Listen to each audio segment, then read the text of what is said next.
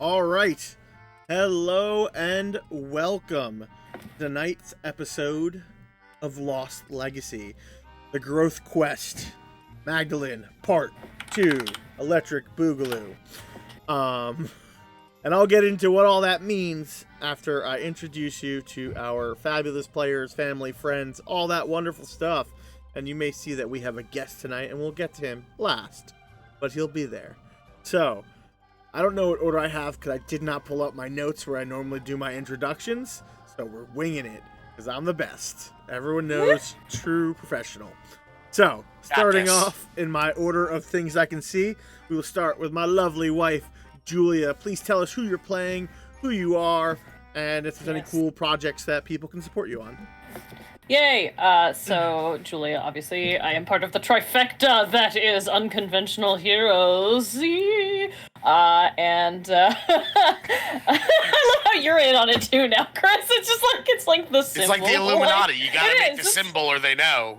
Everybody. It's true. It's true. I'm going to be playing Mag Silvercrown, and Eladrin Ranger, Autumn Eladrin specifically, if that matters. It's very important. Very, very important. But anyway, this has been really fun. I'm really enjoying this little growth quest thing and all the big stuff that I'm finding out, my character's finding out. So it's neat. And projects. Not much. I play on Wednesday nights on Players and Creators. Chris will probably talk more about that on his turn, with my hubby and also my bro-in-law, my bro Rennie.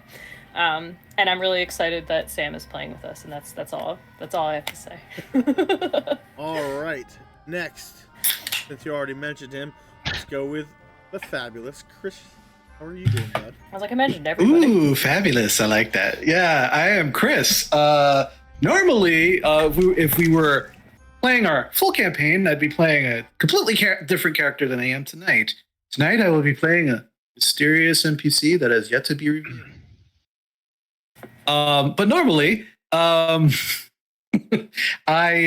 see. I'm part of Players and Creators. I run 2 D&D campaigns.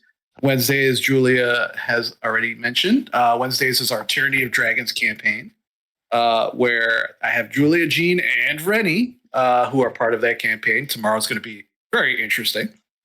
And then Thursdays, I do a homebrew wild map campaign with a whole different group of folks. And that's pretty much it. No, as of right now, no more Friday Night Magic. That might change in the future, but currently that's it. So Wednesdays and Thursdays is what I got, and the wonderful chance that I get to play here on Lost Legacy. So thank you for that, Gene. Listen, it's awesome. I love it. We're doing great. It's a fun time. Everyone involved loves it. All right. Next, Rennie. Hi. I am playing Percival Papadopoulos, an arcane trickster rogue, and former member of the Feywild. I am one of the trifecta of Unconventional Heroes. And I'm having a lot of fun with these growth quests. And while Disbin is my favorite little goblin monster, Percival is quickly gaining space in my heart. As far as projects, I'm happy to join Chris at with their Tyranny of Dragons campaign, and keep on watching the space for fun Unconventional Heroes things. And last but not least, our guest for this episode is Sam. Hi, I'm Sam. I'm playing a yet-to-be-named character, and I am just excited to be here with this wonderful group of people and have nothing to plug. So thank you for being here, everyone. Yeah. So, let's talk a little bit about what the heck this is, in case you weren't here last time. So, after last true game... Someone's keyboard's clicking really loudly. Sorry, it's me. Sorry. After the last game where all our main heroes are together, because Norm can't make it tonight, but he is still with us. He will be here likely next session. We are kind of taking this little divergence because in these characters' future, they will get a little bit of downtime to kind of explore the world and come into their own as heroes. They were thrust into great responsibility, and now they kind of get to live a little, and we get to learn a little bit more about them and what's kind of at their core, and also what they forgot or are missing.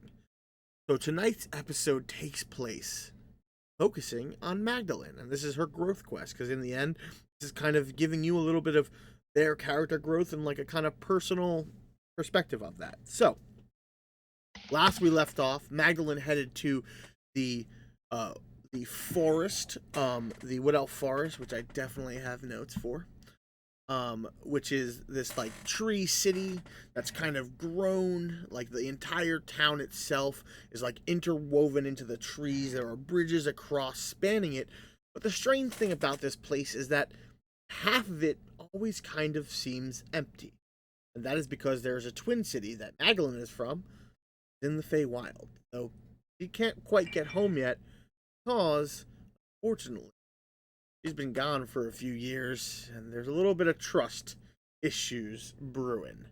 So she has been employed off the books to infiltrate the Witchlight Carnival that appears once every 8 years on the material planes, and learn information about the King of Roses and his movements, because currently the Fey courts cannot do anything unless there is proof or actual suspicion confirmed.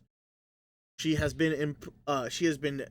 gained help, kind of forced this Percival Papadopoulos, he's the best. A con man from the Feywild who Whoa! Hey! Whoa! Some people may have con artist. Thank you very much. Right. Artist. It's an art Piece. form. And a satyr who used to work in the Witchlight Carnival as kind of their inside man. These characters, quickly when the carnival appeared, they spent their day going in. Percival, instead of paying for a ticket, swore a pact that he had to water his flower crown without taking it off for all 8 hours of the carnival, and he would have a free ticket. And so he did that, and now he's doing that. The first thing they did is they decided to go upon these giant dragonflies to fly around the carnival and get a sight. But as they were about to take off, they met this baby treant sapling who was a little, kind of out there, wild, but in a slow, mellow kind of way. And right before they were about to board, a dwarf got on his mount, and the dragonfly went crazy. Luckily, the party intervened, helped him down, saved him, and I believe Percival spotted a person running away. They lost them in the crowd, but noticed that their shape began to change as they blent into the crowd. Through this time, they heard that if they wanted to find out secrets, to maybe check out the carousel. And so they went to this unicorn carousel. And there was this centaur woman who kind of said that she kind of made a bad deal, didn't really want to talk about it, but if they wanted to find secrets, they would have to guess the names of the unicorns and paint them signs. So she put like a work closed, and they got to try to figure it out. It was all based on certain proverbs of old, which the crew solved valiantly, and they each got some questions. They learned that there are 3 people in this carnival who have very tight connections to the King of Roses. They learned that Kieran has some agent here, and they... I'm sorry, the Prince of Thorns, as Mag found out and is still reeling from that information. The Prince of Thorns, Percival found out that he's still a wanted man from the Mushroom Kingdom. The network of fungi are after him. And I'm not sure if there was any other information revealed. But, that you did also find out about,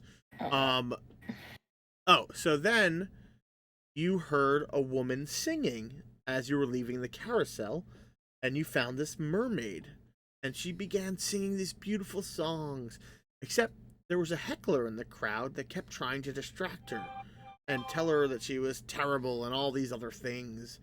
And you listened for a moment, and she seemed unnerved a little bit by it, but she kept singing, and as she changed song, another heckler began heckling, and that is when you noticed that it was maybe the same person, but they kept changing forms. And you cornered them, kidnapped them, threw them in a tent, and interrogated them. You found out that they were a kenku known as Kettle Steam. A kenku known as Kettle Steam, who overheard a conversation with Mr. Witch and Mr. Light, who kind of talked about their involvement with the King of Roses. And if you could find more information, and maybe you guys are trying to consider confronting them, but you need to kind of arrange that. You also found out, which was strange, is that she spoke to you fluently without changing voices because she had stolen the clown's voice who is over the Hall of Illusions. She stole that dude's voice, and so he could not propose to the mermaid who was singing, and the carnival spirits were down. Game. Just saying. Game, respect, game. Game, respect, game. You convinced the Kenku to work with you and kind of be on your side.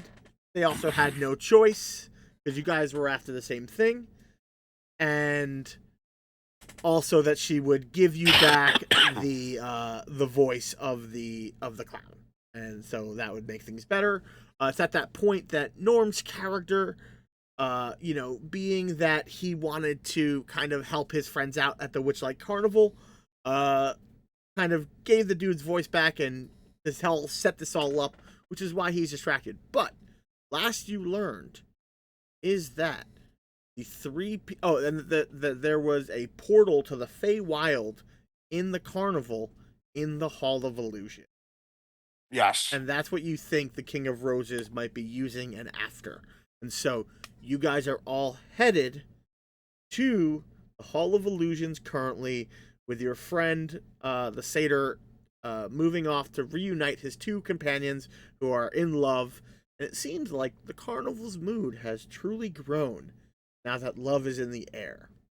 So, that is where we start. And last but not least, I know that was a lot, things you can do, which you guys are already doing, which is, with your channel points, you can buy group inspiration, which is cheaper. You can either give it to the group or give it to the player. It's player inspiration, but it can be group or player. You do it for group, the group gets to decide who uses it. If you do it for the player, it's the player's personal one. And you can also do a GM inspiration, which Ocelotus has already done for us because he loves me, and we all know this. I'm the best. No, and this can be used against NPCs by me or for, depending on their interactions with the with what happens in the story. So I will use it at a time I feel is necessary. All right, and so currently we have 3 group inspirations and 1 DM inspiration. And we will start us off. So, Percival and Magdalyn, you are heading to the Hall of Illusion. I was like, my music stopped playing. That makes me sad. Oh no. Hall of Illusions. By the way, this is way a callback to earlier, but when you guys were talking about the network of fun guy, I just picture there's like one mushroom's like, hey guys, I'm a fun guy. Hey. Hey. If you tell that joke in the Mushroom Kingdom, it's immediate execution. It's immediate. Jesus. It's immediate. Off with their head. No trial, nothing. Yep. Nothing, just and dead. After 1,000 years, they're like, we're done. They're like, we're done with that. No more. It's not funny anymore. It wasn't funny the first 5 times. So, as you guys approach the Hall of Illusions, a wooden mannequin of a grinning, raven-haired young woman in witch's attire and a green flowing cape hovers inside a glass cabinet. At the top of the cabinet, a sign reads, Tasha the Wizard, known for her hideous laughter. A halfling couple holds hands as they approach the glass cabinet. One of the halflings is wearing butterfly face paint. As he drops to one knee and pulls a small box from his pocket, his sweetheart... What, sorry? I just said, Percival's like, oh my god, it's happening, it's happening! His sweetheart bursts into laughter and begins rolling on the ground. The halfling in face paint begins sobbing and darts into the nearby tent without getting his ticket punched. If anyone would like, you can make me a history check. Sure. Percival is laughing his tiny furred butt off. Where did that roll? Let's start off the night with a crit, Gene. That's a 24. Nice. Yeah, crit time. Yeah, Crits for everybody! I know nothing. Nice. Oh man, that's rough, buddy. Wow. Okay. With that, if you got above a 15, you know that Tasha was one of the names of the reputedly used by Igwilv, the Witch Queen, a legendary archmage. And I'll say, Rennie, because you got a natural 20, I'll let that also carry into an Arcana check. You think that anyone who comes within 10 feet of the mannequin is affected by Tasha's hideous laughter. Amazing. I want this. Wow, that's incredible. You know, Mag, I think you should check that statue out. It might be important. Really? You think so? Do you think it has anything to do with the King of Roses or something? I mean, they wouldn't put the mannequin outside the Hall of Illusions if it wasn't important, would they? I'm gonna roll insight and see if I hope I fail. Cool. I hope I fail. Cool. Yeah, I'll roll deception 1,000,000%. Please roll, yeah. Oh, I did bad. I gotta pee. Mag kind of stares at you and she kind of squints and she's like, no, I don't think I will this time. Why don't you go over there? Maybe some other time. Okay. I'm sure I can get someone to walk over there. And so you see the lady who's laughing on the ground kind of goes stops in the middle of this. And she goes, Reuben, no, Reuben, I didn't mean to. I don't know what happened. And he's already darted into this tent. Is it? I think. Oh, go ahead. No, I was just gonna say, was it the tent for the Hall of Illusions? Oh yeah, 100. Oh, now we have to go rescue him. I don't think we need to rescue him. I mean, we were going here anyway. But I want to see how this. I want to see how this plays out. You know that moment when your dreams get crushed. You don't get to see that very often on mortals, and I, for one, am very interested in that. Mag's just kind of like, okay. So as you, I'm not happy. Yeah, I mean, you two are kind of standing outside. The large tent is painted with a mural of shifting images that show grinning fairies diving into pools of color. The helical stripes of the tent's pointed canopies rotate in spirals. And the whole display seems designed to befuddle onlookers. A clown dressed in muted... the clown who was here seems to have taken off. So there's no one currently guarding this attraction or punching tickets. Oh, nice. Ladies first? All right. I go in the door. Okay. I'm not wearing the crown. I'd like to state that right now. I'm not wearing the crown that I usually am wearing. I'll assume that by now I've learned my lesson. Right. What's the worst that happened?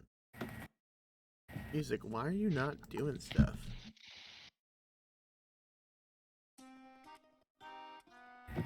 I don't know how to make it repeat. I'm bad at this. I can do it. Yeah, maybe. take control. Gene, Yeah. Gene, as we enter the Hall of Illusions, I'd like to cast Mage Hand.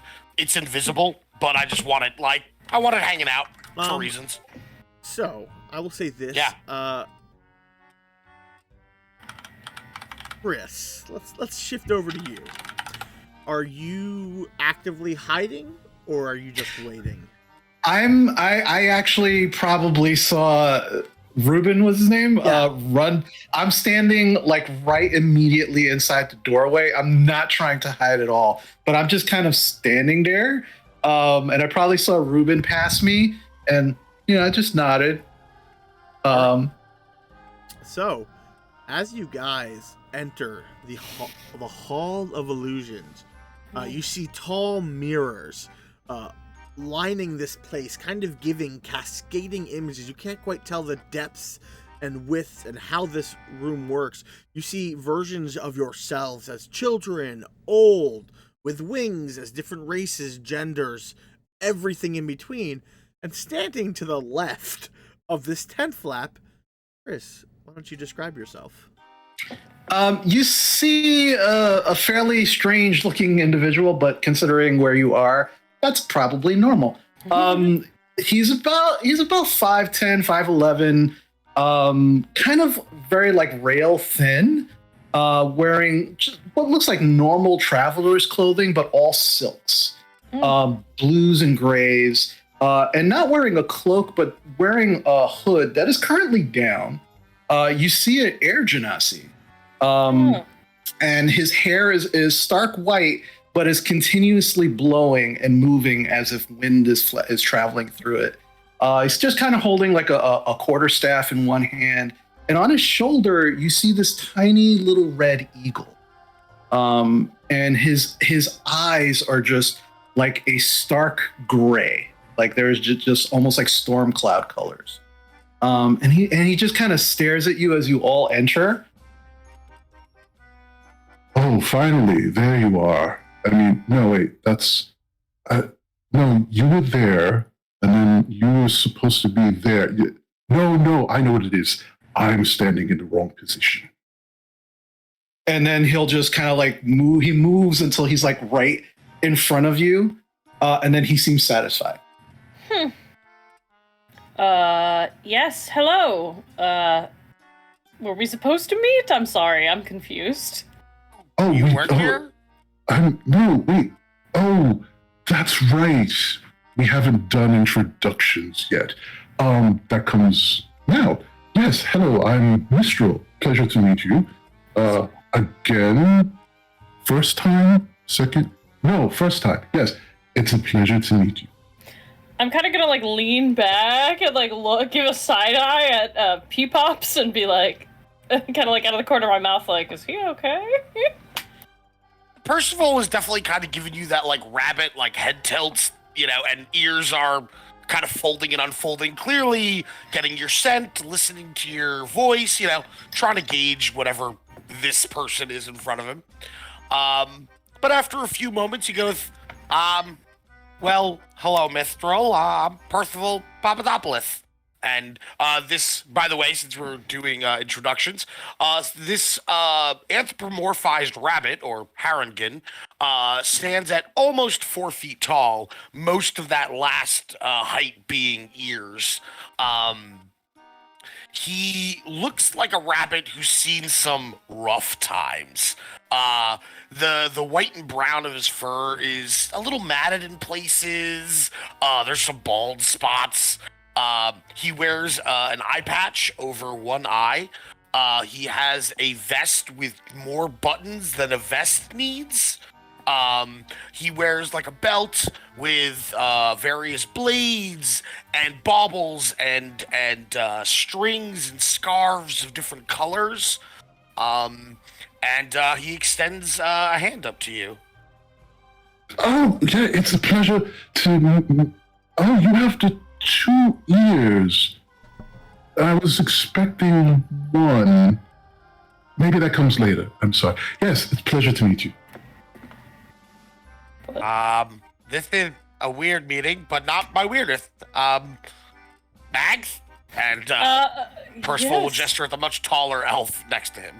And she's, I think, about 5'7", so she's still shorter than you, but Mistral. But she'll reach out a hand. And for Sam's sake, since he's joining us for the first time, I will describe Mag. So Mag holds out a hand and is like, yes, my name is Mag Zoftu, but in common it's Mag Silvercrown. And Mag stands at 5'7", so she, Autumn Eladrin, so her coloring, she has almost like, it's pale skin, but it's almost like too pink, like a little bit too pinkish, you know, but not like baby pink, but like the faint blush before a leaf completely turns to red in the autumn, like just as it's starting to change. Her hair is all the different colors of autumn, so red, green, yellow, all of that, mostly red, but there is a single braided streak of silver in her hair that's very apparent. She also has weirdly like flowers, like fresh flowers just growing out of her head, like her hair. It just there. It's just, you know, that's just her life now. And, you know, dressed very much like typical elven ranger. So she's got a green dress, and she's carrying a big, what looks to be just a wooden sword, like a straight up wooden sword. Doesn't look like it would do very much. Like, why is she carrying around a practice sword? That's kind of weird. But it is intricately carved with roses and thorns on the handle. And there's some elvish on the blade as well, if anybody sees it. Chris, give me an Arcana check. I know, she's wearing a scarlet red jacket. That's important. That's a 12. Okay. The patterns on her sword seem familiar, but you can't quite place it. It's a pleasure to meet you. Yes. Oh, yes, clearly. You are the one that needs my help, so that's why I'm here. Oh, well, good, Wait, I think. Who's your friend? Yeah. Oh, this is Sharok. Tharak. Sharok. Okay. That's what I said. Tharak. Yes, you did. So you don't work for the carnival? Oh, yes, I do actually. I'm on my break. Oh. But I foresaw my break coming, and I knew you would be here. So, and this is where I apparently need to be right now. So, let's get moving, shall we? Oh, sure, yes. Okay. Are you one of those oracles? You can keep going, sorry. Yes, I am. Oh, okay. And like with that explanation, all Percival needs, like all pretense of mystery is like lifted. He's like, okay, great, and just starts walking. Yeah. So as you guys are starting, you kind of see yourselves as babies, and as you look further on, you're getting older and older in the mirrors. Oh gosh, is that really what my wrinkles are gonna look like? That's awful. I will say this, it is impossible. You guys cannot tell that Mag is aging. Like, her hair is longer, and her skin is changing different colors as with the seasons, but she's an elf, so for her...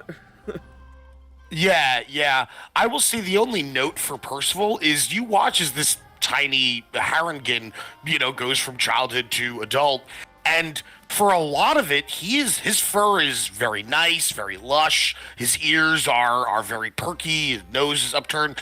Then there's a point in his adulthood where that fur all of a sudden switches, and it's a little mottled, and it's balding. Like, there's clearly a point in his adulthood that something happened. He caught mange. He's also missing an ear. Oh. Hey, that's not okay. And, he plays with that one ear. So are you guys just walking through with a haste? Are you moving normally? Are you looking for this guy? Are you trying to search around? Like, what are you guys doing? Yeah, I'll investigate as I'm walking, but I'm not gonna, slowly walk. I'm not gonna, go too slow, because I know we've got a time crunch, but I will investigate. What are you looking for? Because you know that there's the halfling who ran in here, and you know that there might be a portal somewhere in.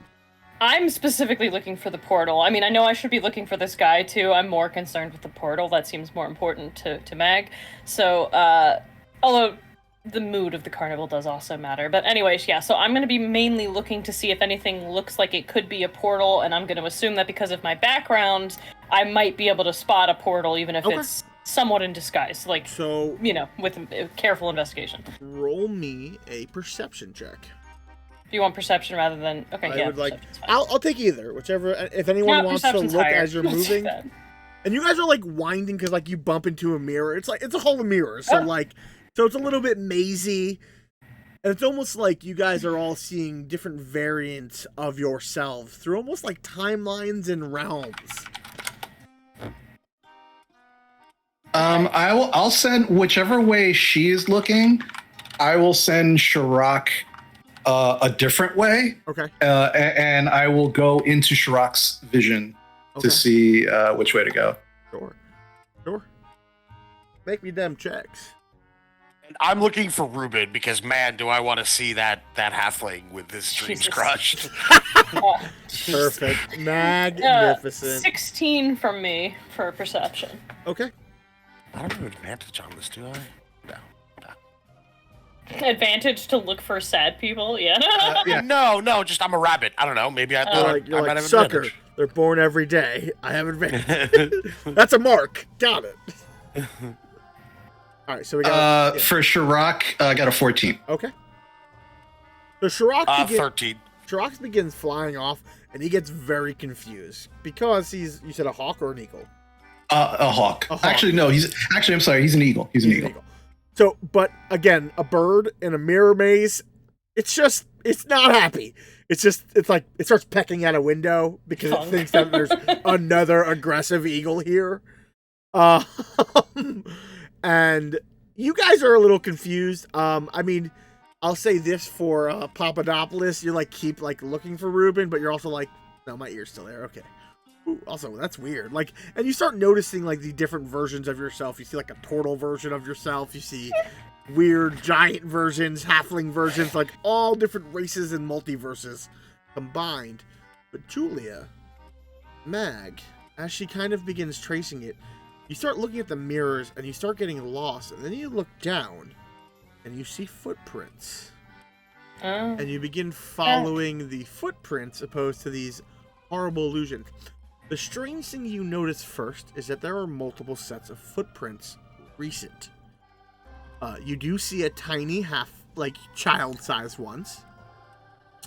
And you do see occasionally drops of moisture, so maybe tears. Okay. You see a large footprint that kind of seems like it looks like it has like big boots, but these boots are like clawed shaped. Like a three-toed claw. Does that match anything that we heard about? Wait, we heard there's a ghoul. My notes got wrecked last game because of the spill I had, so I don't have the names. So there was a ghoul and something else. You know that there's a ghoul. You know that there is. Sorry. A like, I forget what the fuck they called them. I'm sorry, one moment. Did anyone else take notes on this? I have. Last time. I And by that I mean Rennie. That's when he disappears. He's gone. Yeah. Thanks, Sam. Wow, so great. You took such good notes. I didn't even know you were there. There's something called a Lornling.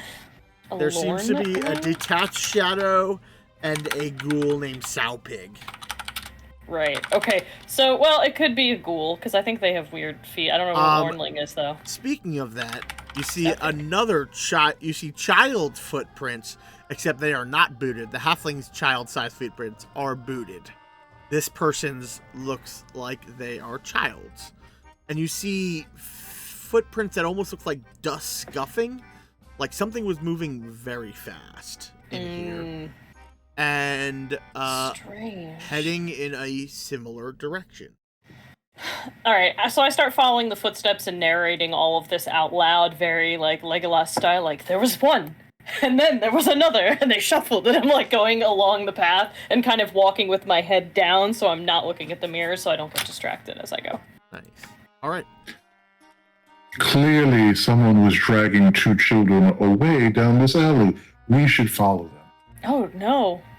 Yes, that's not good. So it feels like a chase to me. You begin. Are we chasing?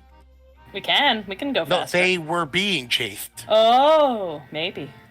You begin winding through this maze of mirrors, and you kind of come to a center room. Your hawk also joins you after like splashing a little bit and navigating, but it seems like a lot of the entrances to this mirror maze kind of coalesce in the center room.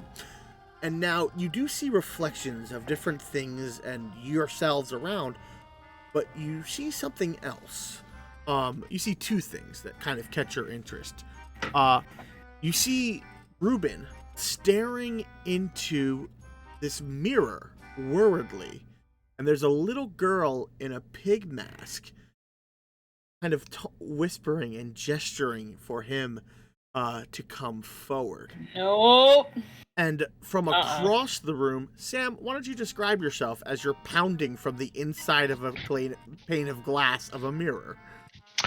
Sure. Inside, you see an extremely tall dragonkin. Judging, it's hard to probably judge through a mirror, but you'd have to say he's at least 6.5 feet tall.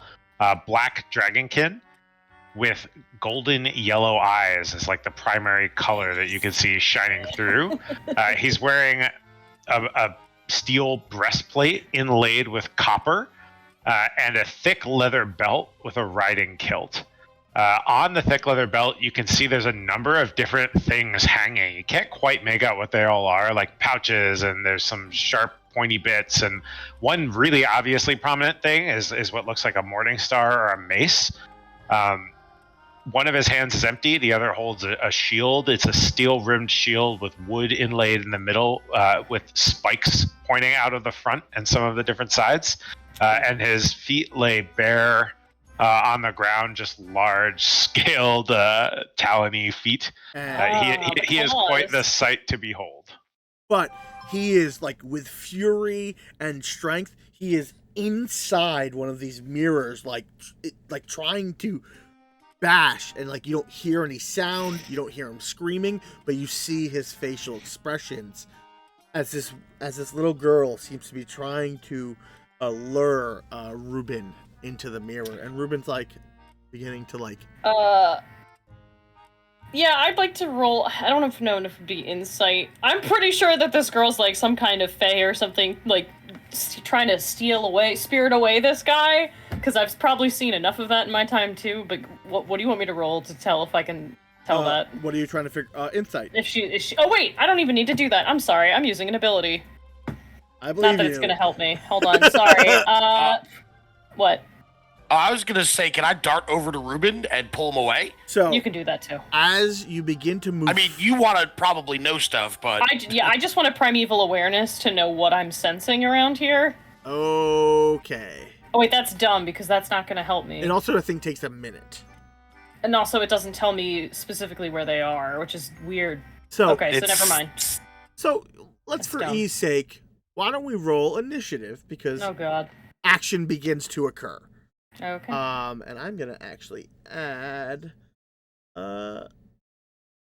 this guy. I'm gonna add Ruben's initiative. And he will go on initiative 0. Because he is last. Alright, so I guess we're gonna, since I can't like rename it and I have it all in my own combat tracker, so I'm gonna start with Julia. Give me your initiative. It was 11. 11. Sam? 11. 14. 14. Rennie?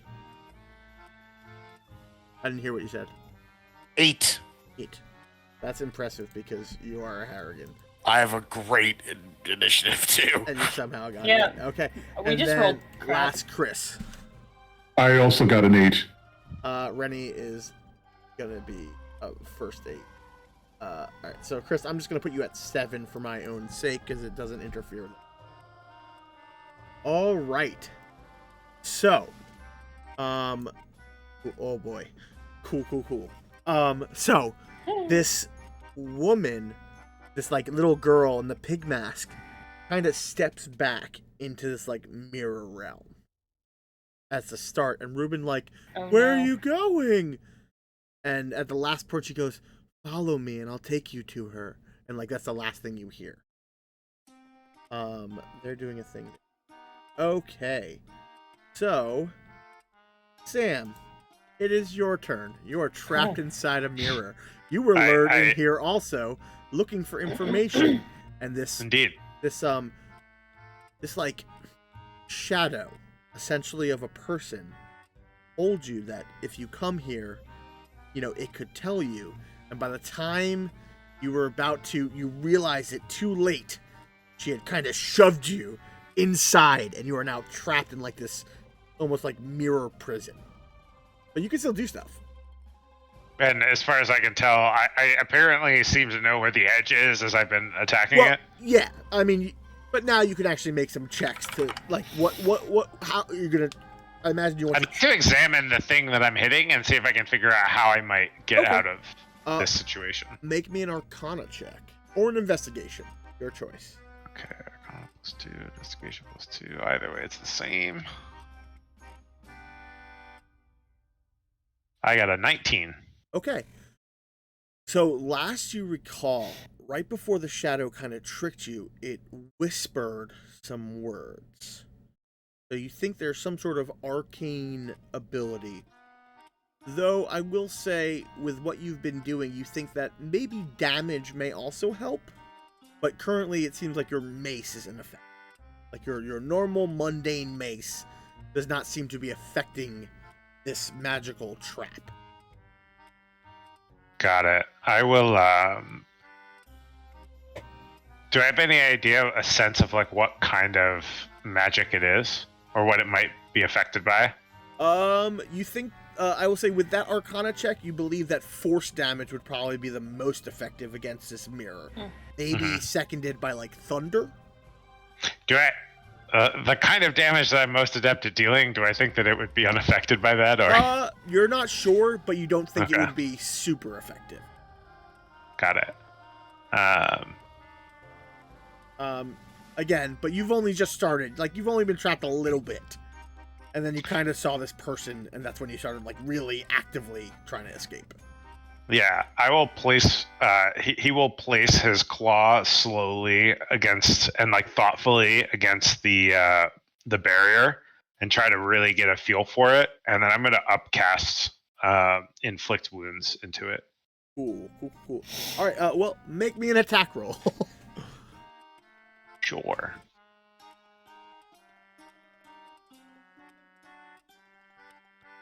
I got a 25. Great. You feel this divine energy surge through your hands. Yeah, roll me damage. Great question. I believe that is 4d10. That sounds like it. Yeah, absolutely.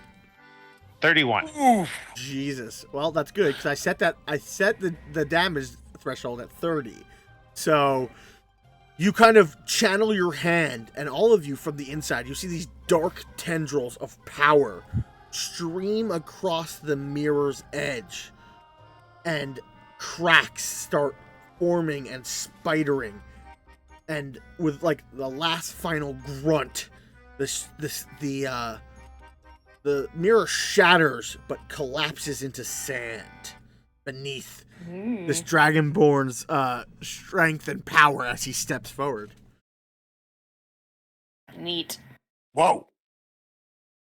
Impressive. All right. Anything else, Sam? Yes. As a bonus action, I will cast Shield of Faith on myself. You cannot cast 2 normal spells in a round. Oh, okay. Even if one's a bonus action? Yes, it has. You could do a cantrip if you wanted to cast 2.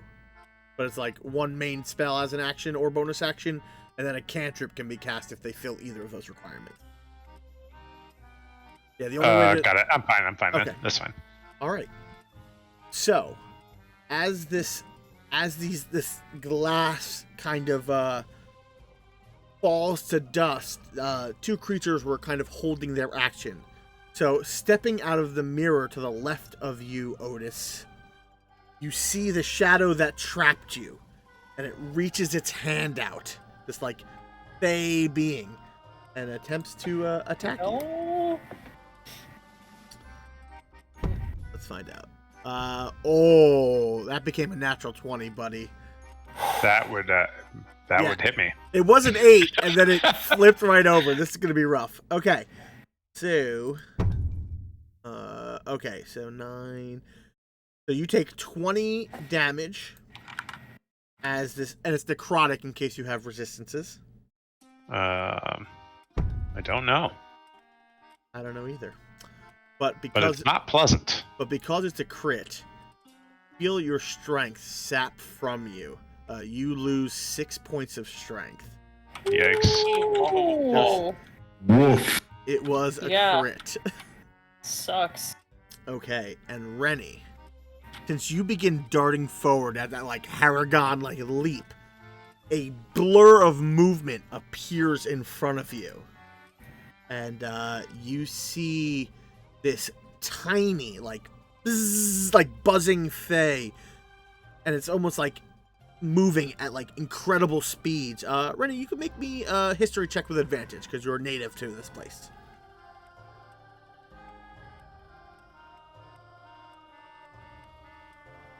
Uh, 18 with the advantage. This is what is known as a quickling. They're hyper fast. They're very hard to hit. They don't, and they are very fast. So he begins darting 3 daggers at you. 3 quick strikes.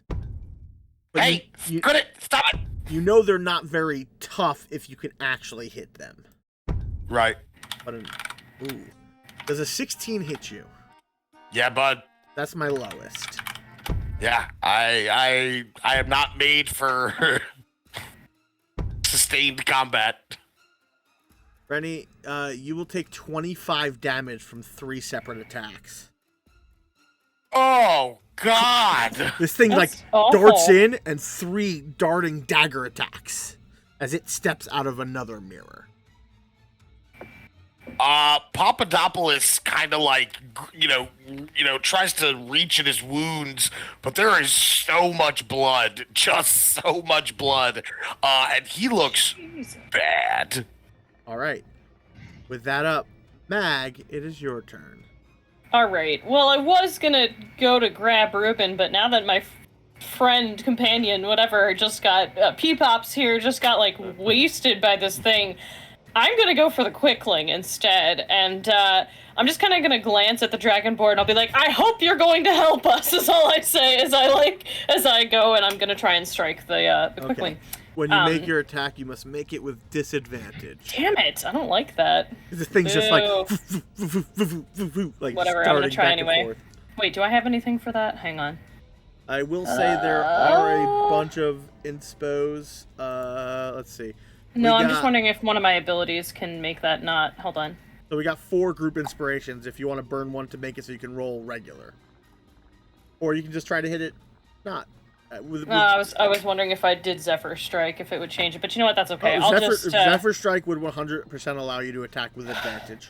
Okay, so basically, as I'm moving towards this thing and I see that it's being crazy, I'm gonna sort of change my stance a little bit as I'm pulling out this sword, and again, that the swirling leaves that usually surround Mag when she's using magic of any kind sort of go around her for a minute, and I cast Zephyr Strike.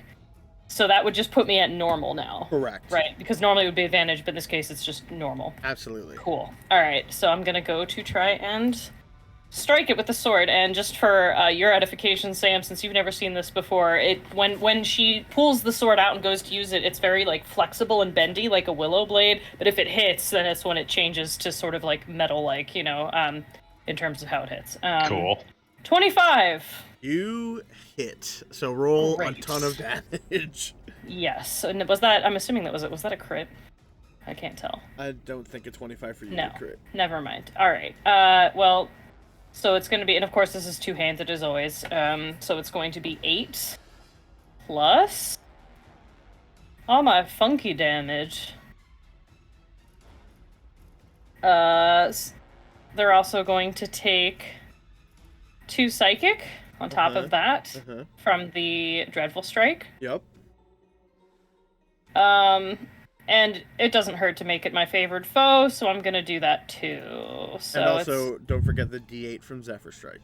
Right, so it's going to take the 2, another 2, and then it's going to take the 8 from... Or not 8, I'm sorry. I'll tell you in a second what it is. Go, roll, my friend.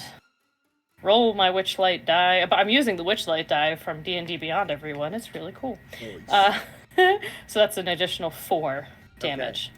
So 4, 5, 6, 7, 8, 9, 10, 11, 12, 13, 14, 15, 16 damage total just from all of that as I come in and wait and hesitate and wait until the wind shifts and lets me know when to hit it. The Lornling, or whatever it's called, stabbed 3 times in Papadopoulos. And Mag, wind rushing forward almost like an anime, draws her sword and strikes through. And at first, this thing's moving so fast, you don't see anything. And then it just splits in half in this gore and force of explosion. It's dead. Wow. Okay.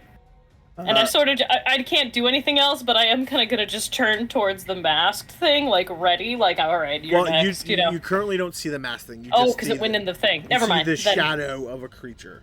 But I turn towards the shadow. Speaking of a masked thing, this pig girl that was standing in front of Ruben jumps out of another mirror, attacking you, Mag. Great, of course she does. And what's she doing? Ooh. She'll do this. She attempts to claw you. Oh, but does an AC 16 hit you? It does not. She misses. They're mine. They're ours. We must bring them to our masters. As she claws at you. All right. Mr. Papadopoulos himself. Oh, God. Oh, that quickling was such a jerk. It's dead now. I see this clawed person come out and go after Mags, and I see behind a dragonborn and a shadow in battle, and Papadopoulos just goes, nope, and disappears. I cast invisibility, Gene. Cool. So, I have a question for you. Sure, bud. So you know that you're under a Gaius, and you know that if you're not choosing to help, it could affect you. That's fair. I'm not fleeing. Okay. I just know that, I'm in the middle of all this, and Papadopoulos doesn't do well in the middle. That's fine. As of right now... This seems to be tactical rearranging as opposed to fleeing. Okay. And that's a fair question, though. That's a fair question. Rearranging. All right. Well, then, you disappear. And I will say, just real quick, because, Mag, you are next to me, it looks like... Papadopoulos' shadow kind of swallows him, and he vanishes. Mag's like, just very important that it's his shadow that does it. And you can roll a check about that later, Max. But right now, you're in the middle of a fight. And Gene, honestly, is there anything I can hide behind? Because I know we're kind of in a circular room with mirrors. There are mirrors everywhere, but you're not casting a reflection currently. That's great. Can I hide behind a mirror? Is it like against a wall? Is it freestanding? So it's like what you seem is like this place is built of mirror halls, and there's no way to get around it. Though there is an open mirror space where the dragonborn came out of. He smashed through that glass. You could probably step into that little room that he was trapped in. Can I step into that room and kind of hook around the corner of where the mirror entrance is? It's like it's just almost like a 10-foot cube with mirrors surrounding you. No, that feels like a trap. That feels like a kill box. Well, I will say, you know what? You do see other you see an edge of a tent in a distance from these mirrored walls. It's almost like it's a two-way mirror, on this side. Right. You're not seeing reflections, you're actually seeing out around this hallway. Cool. You know what, Gene? I'm just gonna try to get opposite the action then. I'm not gonna fuck around in this room. I just invisibly, dart between legs and whatever, and I'm gonna go to the far side of the room. And I guess I'll make a hide check for you. Sure. No one seems to see you. Right, yeah, I know I'm invisible, but... So yeah, I'm hiding, Gene. And I will pull my short sword, though no one sees it. All right. Chris, it is your turn. Okay, quick question. How tall are these ceilings here? So it's a large tent. So you can guess that from the outside, it looked like it was like at the top, maybe like a 25 foot. But from here, it looks like it's only like 10 feet. But again, a lot of perceptions and the world around you is distorted in size. All right. Okay, so Mistral kind of like digs into a pouch, and he pulls out this very small fan that seems to be made out of feathers. And as he kind of like flicks it open, you see kind of like crumbs of pastry kind of like fall out of it as he just kind of like whips it out. And then he looks at the little girl in the pig mask. I once convinced a pirate captain to crash a ship into a huge dock. He crumbled under peer pressure. And I cast Tasha's Hideous Laughter on her. Yes! Gene, can I make a saving throw so Papadopoulos doesn't also laugh? Because that joke is so stupid. Sure, I love it. I'm gonna say that's a wisdom check. It's a wisdom. Yeah, it's a wisdom saving throw of 12. By the way, is the reading of it, is it a charmed effect? I believe so. Mm-hmm. It may not sure be. It might just be forced. Like. Wait, actually. No, it just says. Doesn't say anything about charms. Okay, cool. Yeah, I think it's just forced. So, she begins cackling. I can't wait to draw that in your blood as she continues like claws out. I rolled a 15 on the die. That's not funny at all. Peer pressure. That's great. Okay, I tried. Clearly, this was not the moment that it worked this time. And then I will. That's it. That's pretty much all I can do. I look very confused as to why it didn't work. All right. So, flanking the shadow, and what you realize is the creature who is connected to the shadow. You see a like a dark, elven-looking man, but he's just like his features are too fey, infused with darkness. Mag, you are familiar with this. This looks like a darkling, except that he's much larger. Ooh. And okay. he steps forward, and his shadow kind of nods to him. And let's see, he's gonna attack someone, but we don't know who. So Okay. I'm like, I don't think he has blind sense. Oh, he does. Okay. So, Oh no. so I'm just gonna roll a d4, and we'll find out who he attacks. 4. So he steps out from behind you, Mistral, and with a flash, 2 scimitar swings. All right. First one will miss you, and then the second one will likely hit you, but I don't need to tell you. But so if you want to choose to do anything, you let me know. No, that's fine. Okay, so that will AC 20. Yeah, absolutely. Okay. So you will take 8 slashing and 9 necrotic as this like the Shadowfell energy that he swings the blade flashes through you. Ow! You were supposed to come out from the other side of the room. You're not playing by the rules. He goes, I did, and you see the shadow kind of twinkle its fingers at you. All right.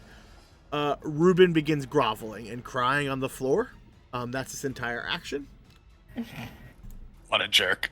So this shadow in front of you, Odisesh, kind of again rears back with some claws. Because it was going before. Let's see how it does. Wait, it's going again?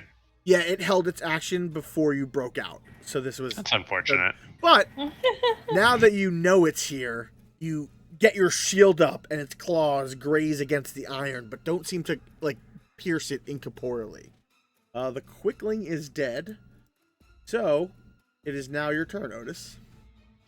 What's the lay of the land? I've got a weird shadow thing in front of me. So you're in like a... Think of it like a 20-foot diameter circle. Mm-hmm. There are it's like hexagonal where there are exits throughout each way, covered with mirrors. You're seeing many versions of each of you, including these beings. Yeah. And so there's a shadow standing next to you. Right. Magdalyn kind of like was rushing toward like Reuben and where the quickling came out of, and that's where this pig lady, this ghoul with like a pig mask on, kind of jumped out. Mm-hmm. I would say she's probably, I don't know, 5-10 feet from you, and then standing kind of in the hallway that all the other characters came out of, is Mistral, and the being that shadow is disconnected is standing like to the left of him, so he's probably the furthest from. So there's one weird shadow thing that hurt me real bad, one child with a pig face, one elven lady who asked me if I was going to help, and one unidentified human. Yeah, well, yeah, so... And the air genasi too, right? Yeah, so the air genasi, sorry, no human. Yeah, and so, but you did see that the three things that stepped out of mirrors are the shadow, the pig mask lady, and this weird, like, dark-skinned, fey elven creature. Got it. Okay. And, okay, so there's a dark-skinned fey elven creature. How close to me is the dark-skinned fey elven creature? I would say probably 15 feet away. It's the furthest. Okay. How close are any of the three things that came through the mirror with me to each other? There's one adjacent to you, and I would say that... give me a luck check. We'll see how if the sow pig stepped out closer to Sow you. pig. Is a luck check just a random d20? Yeah, just a d20, and the higher the better. Okay. We're doing it theater of the mind this time, and 19. Yeah, you know what? She's within 5 feet of you and the sow pig. That's exactly what I wanted to hear. Well, you rolled real good on your luck. Yeah. And you said I could cast a cantrip and a non-cantrip, right? Assuming you have the action economy for it, yes. Yes. Okay. Cool. So I will bonus action to Shield of Faith myself. Oh, that sounds wise. True. And then I will toll the dead the two bad guys that are within 5 feet of each other. Nice. All right. So I need wisdom saves. Yes. All right. Interesting. At 14. Oh, so first things first. As this bell tolls, the shadow seems completely unaffected by any form of necrotic energy. It is made of shadows. Sure. And the ghoul girl just begins smiling at you as I rolled a natural 13. You sure did. With no wisdom bonuses. So. All right, let's go. I'll find things that aren't necrotic damage. Let's do this. But I will say, where are they? So the thing you do notice is this. You've probably heard of shadows being like a religious character who fights undead. This shadow does not. It looks like it's that person's shadow. Like that darkling that stepped out is not casting a shadow, and this shadow matches her. You don't think that this specific shadow is undead. Got it. But the ghoul, that pig lady, she is undead. Okay. So Pig Lady is undead and would not have been affected by. No, she would have. She would have been. Oh, would have. The shadow wouldn't have. But the shadow is not because it's made of necrotic energy in a weird way. It's like shadow fell. All right. Cool. Julia, it is your turn. All right. So yeah, Mag squared off. It doesn't matter how far. Is Sow Pig out of the mirror by now? Yeah. She stepped out and tried to claw your face off. Because I have Zephyr Strike anyway, even if she was not nearby me, I get right next to her and I get in her face with this sword, and I'm gonna try to see what I can do. I believe in you. It would be impressive if you missed. Don't put that on me right before I roll. Don't do that. Truly. Fortunately, we have. You know what? I'm gonna use a group thing on that because I don't think an 11 hit, so I'm gonna use a group die if no one objects. For it. Color me impressed. Do it. This is your fault, Dean. Don't speak. All right, 16. 16. Okay, you hit. All right, cool. I was like, don't speak right when I'm about to roll like that. Jeez. All right, so it's 7 plus. Dun dun dun. 2d4. Oh wait, no, only one because favored foe doesn't switch targets, does it? You can because your No, I can't. Died. I don't have enough things for it, so I only. You have favored foe. You have an amount equal to your proficiency bonus. Oh, never mind. Okay, so then I make her also my favorite foe. So why didn't it show up in the chat though? Oh, 3. Okay, so 7 plus 3 plus that D8. Or do I only get it to once? I only get it to once, so that's it. But you do have your psychic one, your Fey one. I don't know. I already did it. That was included with that other roll. So your 7 plus 3 is all of your damage dice, including the... Okay. Because it's only 2d4, and I rolled both d4, and I just rolled really low. I rolled a 2 and a 1, cool. so... So, this girl, while cackling, goes from, like, mostly fine to near, like, very hurt. And she looks at you and goes, I can't wait to feast on your flesh. All right. Oh, that I don't like that at all. And I kind of back up like, what? And she's going to attempt to feast on your flesh by biting you. And I'll use my DM inspo because that feels right. Oh no. No. Okay, fine. They don't. Oh, when I fucking does AC 17 hit you? It does not. Boo. My Zephyr Strike allows me to so out of the way. Her jaw like distends and it's just rows of teeth. She goes, nope. Oh, and kind of like chews on your scales and bounces off. But that's what she does. Oh, that's right, because I'm wearing the dragon armor. I forgot. Yeah. And I'll mention this to Sam. You look at this elven lady. She is wearing scale mail that you swear you've seen a painting of. Like, the Emperor painted a picture, like, standing on a hill, wearing that armor. Interesting. All right. So... DM real quick. Yes. I did not roll initiative for Shirak. We'll just say he goes familiar? after you for ease. Oh, okay. Right. So if you'd like to, you are going to be up net after Rennie. And so gotcha. you can Okay. make him do whatever. Rennie, it's your turn.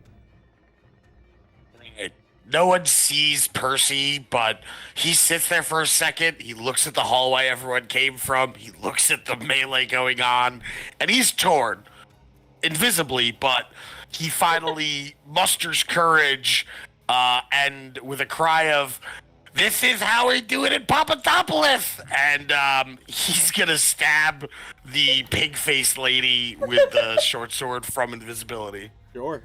Roll with advantage.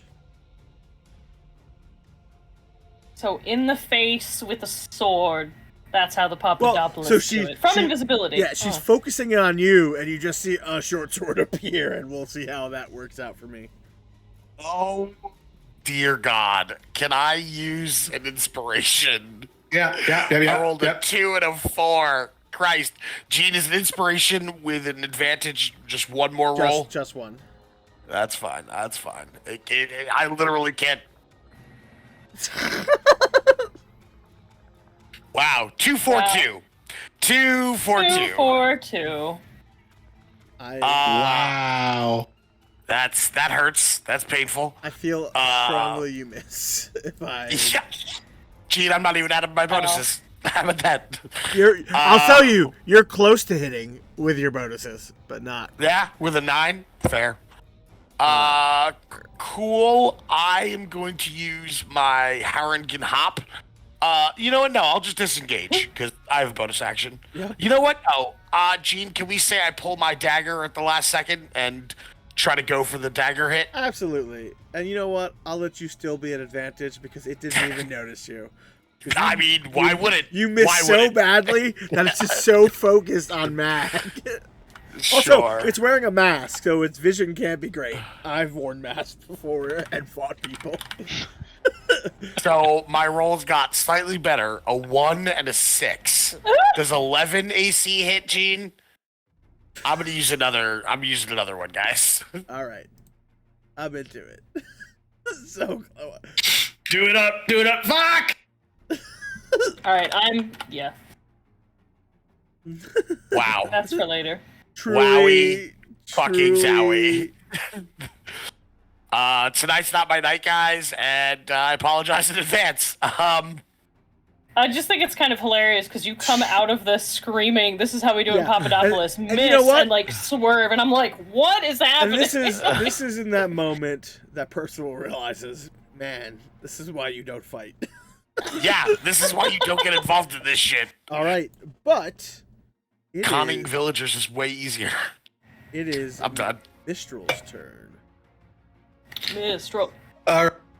So I look really hurt. Like I look real fucked up. And I just kind of look around. And then I just kind of shrug. And I take my quarterstaff with both hands and I swing it as hard as I can at Pig Lady's head. Okay. Nice. I am going to use one of my portent rolls. So that is going to be an 18 to hit. You hit.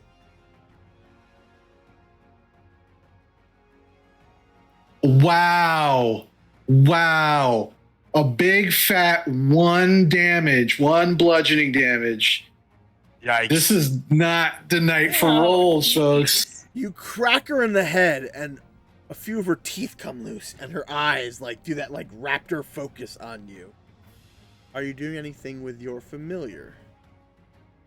I am going to telepathically command Shirak to just kind of harry her head around her face to kind of give her make it harder for her to hit and take the help action. Yes, All right. help action for the win. So this man standing right next to you, Mistral, he looks around and he sees that, you did stuff, but it seems like this woman with this strange sword seems to be doing a lot. And he steps into the shadows and appears right next to Mag, swinging down with a scimitar. Oh, nope. AC 20, Hits. and then AC 13. Does not hit. All right. You will take 7 slashing and 5 necrotic as this dark Shadowfell energy feels through you. As he strikes, you hear the whispers of familiar, strange voices in the dark. Kind of like last time we fought all the Darklings, and it was and creepy. it seems like it is somehow linked to this primordial that you have fought. Okay, great. So yeah, I wince away from this as I start to bleed from a cut. Not like bleeding. I'm not bleeding. I shouldn't say that. Just a cut. It's not that bad. I'm still looking pretty good, but that was the first blood. First blood's drawn. At this time, Ruben just goes and begins rolling toward one of the exits. He will take his full action to disengage and then roll only 10 feet because he is a small halfling. Oh, don't kill me! And he's just just doing this really sad roll. Yeah, Go back to your lady. She still likes you. He's just fucking bawling. Don't kill me, kill them. I have too much to live for. And he just rolls. All right. Top of the initiative. She never loved you. No, shut. He just stops rolling. What? And at that time, Sam. Hello. Hi, I'm a Dragonborn. A shadow is trying to claw your face. Yes, and I tried to toll the dead 2 things that were relatively close together. They're still both alive and relatively close together. Correct. But it's going to go Excellent. first. So. Oh, cool. Let's do it. But with your shield of faith, you all almost hear, but you can't quite tell because it seems like it's coming from him. You hear, no, and just the shimmering scales of gold as the shadow tries to claw. It doesn't even pierce your shield, and just whatever your shield of faith kind of manifesting, it just bounces off the light and like repulsed. I rolled a natural 1 to attack, so Perfect. carry on. So it is your turn. Yeah, so Odyseth will sort of grow tall, step back, slam his left foot into the ground, slam his right foot into the ground, let out a roar in Draconic. If anyone speaks Draconic, I'll let you know what he's roaring out. Do not. He whips his head back and then turns towards the 2 things he tried to bring necrotic damage to the last round and spits acid onto them as a torrent of acid comes out of his mouth, and they need to make dex saves at 14. All right. Well, still roll your damage, because even if they make it, they still take half. Okay. All right. Should I roll one make, one fail. roll once for both of them, or roll twice? Whatever you'd like to do. I'm okay with either form, however you'd like. Generally, I do Whoops. one That was wrong. for both, I think. Well, just take... I don't know. I rolled 2d10 and I put them together, so you do whatever you want to do with that. Just roll a d10. Just roll Okay. Just roll. Roll one die. Tell me the number. Perfect. 5. Okay. So, so it seems like the acid is not very effective against the shadow, as it is incorporeal. Mm-hmm. It still takes a little bit, and this ghoul is just melting. The mask is cracking. She's still up, but she's barely hanging on. Excellent. Anything else with your bonus action? All right. Cool. Mag, it is your turn. You are surrounded by... Wait, what? Yeah. Oh, I guess they went. Okay. You are surrounded by enemies. There's a shadow and a little bit, like about 10 feet away. There's a pig lady 5 feet, like within reach, and now there's this darkling has appeared and is attacking. All right. Well, I'm gonna try and go for the sow pig because I already wounded her, so I'm gonna try and finish her off. And I hope it works. Makes sense. So I'm gonna swing at her. Ooh, I miss unless I use a thing. How many group things do we have left? I mean, I just put one in. You got a bunch. I'll tell you. Were there? Because I was gonna say I don't know how many were used already. You've used a bunch, but you have 3 currently. Okay, so I'm just gonna use one because I really want to hit this thing. I mean, what'd you roll so far? A 10.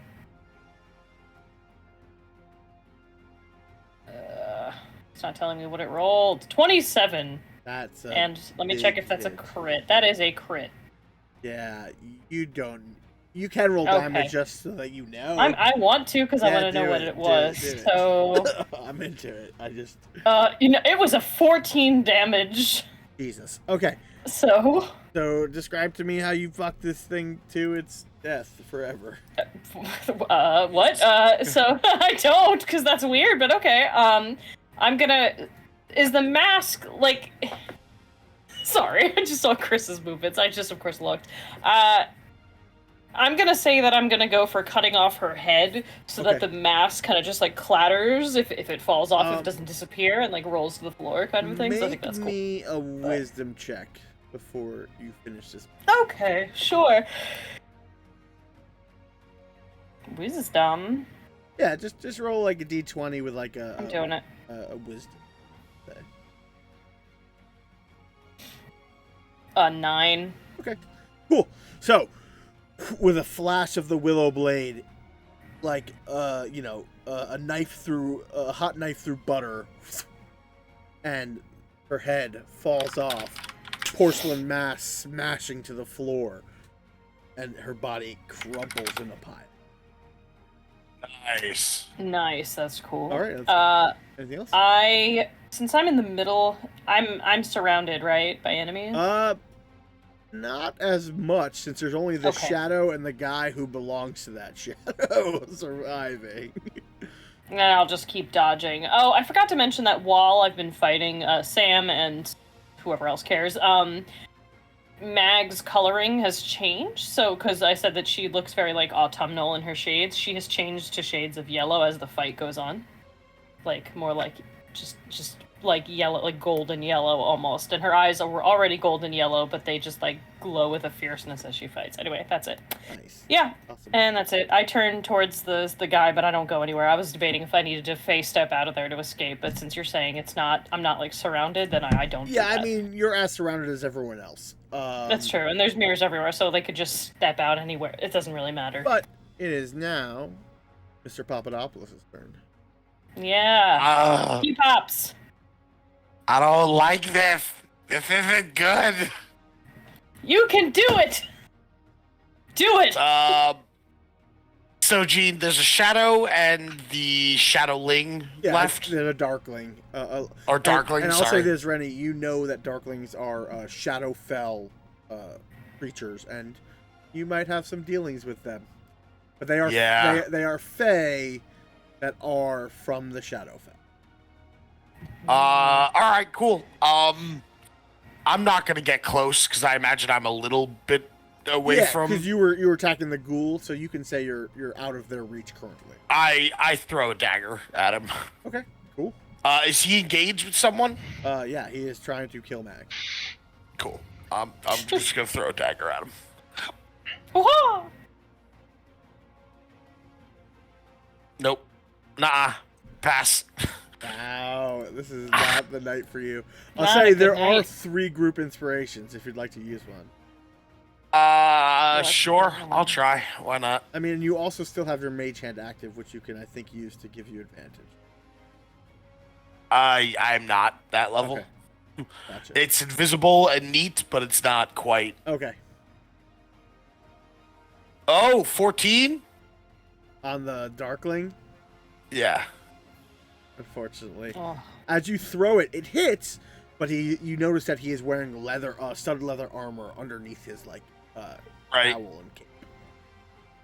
As a bonus action, I'll throw another dagger. Sure. 23? That is a hit. It only took me like 6 attacks, guys. It's cool. You All make a right. sneak attack. I have my sneak attack because he's engaged, so it's just going to be 2d6 plus a d4. Hey. And yeah, he's not resistant to anything. So. Gene, that'll be 8 total damage. Okay. So he kind of like goes and like wraps his cloak in your first dagger, but in that fluid motion, you notice like how the cloak bends around his body, and you're like, oh! And you hurl it, and he doesn't quite see it because he's like doing this like flourish, and it stabs him in the side. Ah, fuck! But he says that in Sylvan, let's say. I will say though, I do my best to hide my face from this guy because I clearly don't want him to see who I am. Okay. And I would like to move away from him, or at least move into a position where someone is between me and him. I'm clearly trying to block vision as best I can. Are you going to try to take the hide action as your bonus? I used a dagger. Okay, yeah. All right, yeah. I mean, he is looking at you because he did just get pierced in the side. But That's fine. I'm doing my best. all right, Mistral, it's your turn. Okay. Kind of looking around, I'll grab a little leather necklace around my neck, and I will cast Mage Armor on myself. And then, am I like within melee of anyone at this moment? Nope, they have moved away from you. All right, I'm going to back away from the group as much as I can, but keep everybody within sight. Yeah, so you get to the edge of this hallway. Again, since they're kind of fighting in the middle now, it's like you're about 15 feet. Okay. And then I will direct Shirak to do the same thing he was doing to the pig lady to the Darkling. Just kind of like use the help action, just flying around his face. Okay. All right, so it is That's it. his turn. He's going to make a wisdom check to see if he wants to get rid of this bird that's distracting him, or if he's going to attack the person someone near him. Ooh, yeah, he fails. So he takes a slash at your hawk because he's like, as like he swings. Oh yeah, your hawk disappears in a puff of feathers. Unless you want to use a portent before I roll this. No, that's okay. fine. Yeah, I rolled a 24. Whoosh, and he's just like, Jesus. and he just like fades, and you watch as like it just wilts and just kind of vanishes into like dust. All right, that's one of his attacks. So now standing right near him is Otis and Mag. So he will we'll say high is Mag, low is Otis. Not gonna move out of their threats. So what I say, low is Otis, right? I think. Think so? All right, Sure. Cool. All right, he attacks you, Otis. Sick. Does AC 21 hit you? It does. All right. You will take 4 slashing Okay. and 8 necrotic as this shadow energy that you're kind of familiar with courses through you. But that's all he got. Ruben continues to flail and cry, but no longer is moving because he knows that his love is not true. All right. The shadow, I'm going to also do kind of the same thing because it doesn't... Oh, and it will attack Mag. Because, again, it's not really that smart. And it... You know what? I'll use my GM inspiration. Oh, but I rolled fucking terribly twice. Carry on. Welcome to my world. All right, Otis, it is your turn. What is still left here? So you Give me the lay of the land. So you're kind of now you are in the center with Mag, not like back to back, but pretty close. And there is the shadow and the guy who the shadow belongs to, kind of moving between you two and fighting you both. How wounded does the guy that the shadow belongs to look? He's taken a dagger to the side. And that's it. He is not bloodied, but he does look a little injured. The shadow also is a little injured, but you do know the shadow's immune to necrotic. Yeah, I'm going to... Otis is going to upcast Cure Wounds on himself. That makes sense. He's going to take a step back, brace his shield, put his hand on his chest, and heal himself a little bit. Okay. Anything else? No, that's it. All right. Let me roll my dice. Sick. Fucking killing it. Did you roll like 2 1s or 3 1s? I rolled a 1. It's Nice. 2d8. The dice hate us tonight. It's all right. Like, It's I all don't right. even know. All right. I believe you. I'm gonna go after the guy, not the shadow itself, but the guy. If that makes Okay. sense. The Darkling or whatever it I is. will say this: you do know that shadows are. Oh, never mind. You don't know this, so carry on. Carry on what you're doing. Cool. I'm gonna try to go for the guy. Yeah. See what make it happens happen. instead. You have That's advantage. only a 12. Oh, I do. Thank goodness. Because the hawk did actually distract him, and it still technically counts. 14 is the only better I did. That will miss. But you do have you guys have 2 group inspirations left. Should I use it, guys? Since we're just rolling like. Do it. Yeah, we're doing bad. I'm not doing it. We're doing bad, guys. Bad. Use them all! I got a 19, or sorry, a 26. That I was will hoping it was a hit. crit. It was not a crit, That will hit. but that's fine. It's still good. Two-handed. It's going to do. 6 plus. It's always weird when the one-handed is more than the two-handed. I'm like, huh? Anyway, it's gonna be 6 plus the 2d4, or just 1d4 this time. Sorry, hang on. Wait, no, I want less d4, not more. Just 1.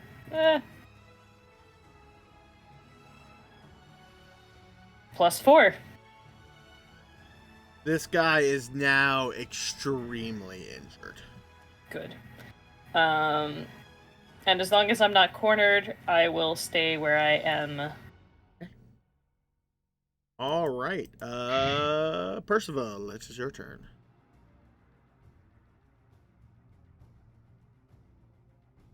Randy, it's your turn.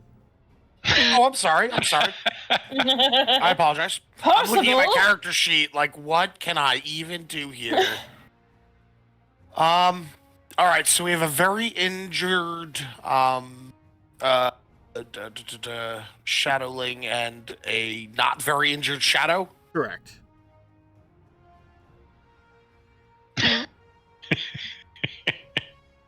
That's how I feel, man. Yeah. I'm right there with you. Like, I could try to go for the kill. I'm just clearly it's not going well. All right. No, I'm gonna go for something else. So I kind of lift my eye patch and I just go, "Nice to see you." And as I do, my voice kind of takes on this strange melodious quality that doesn't seem like Percival's norm. And I'm gonna cast Hideous Laughter on this fucking shadowling. It's my line. Alright. I mean, Mistral's line, technically. I fail my saving throw. See, this is what I need to do. I need to do janky bullshit, not stabby bullshit. He goes, see you? See? And he starts cackling as he falls over and starts laughing. I'm pretty sure Get and I go, kill him! Kill him! Kill him! Kill him! Kill him! Kill him! And, Gene, I'd like to make the hide action now. you absolutely can.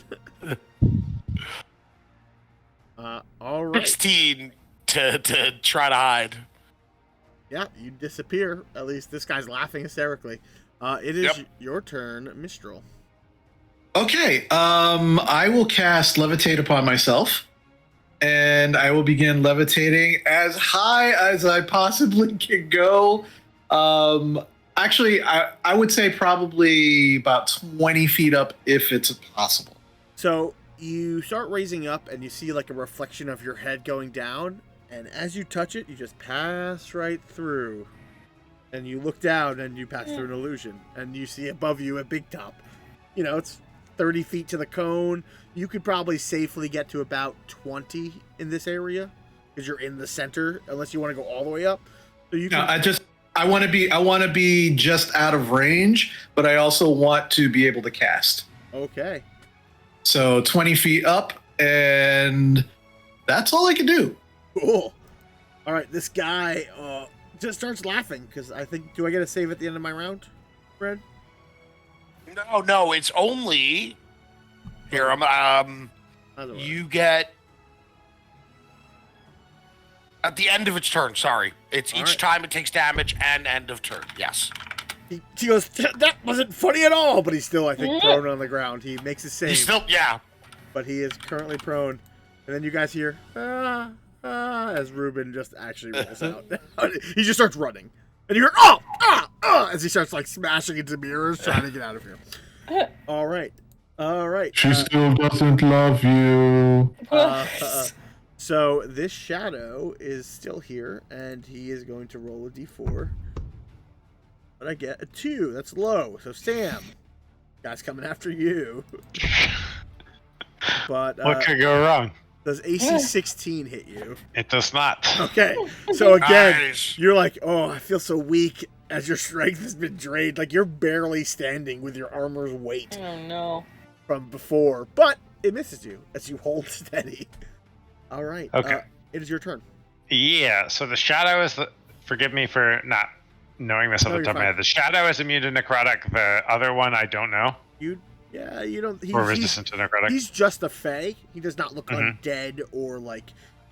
He just seems to be doing necrotic damage. Whether that means he's immune or resistant, who knows? All right. I would Well, allow there's you to only make- one. You can make an No, Arcana okay. check if you want. I was gonna say something way stupider, so yeah, I'll take that Arcana check. I mean, there is only one way to find out. That's exactly what I was gonna say. I got a 10. All right, there's only one way to find out, Gene. Okay.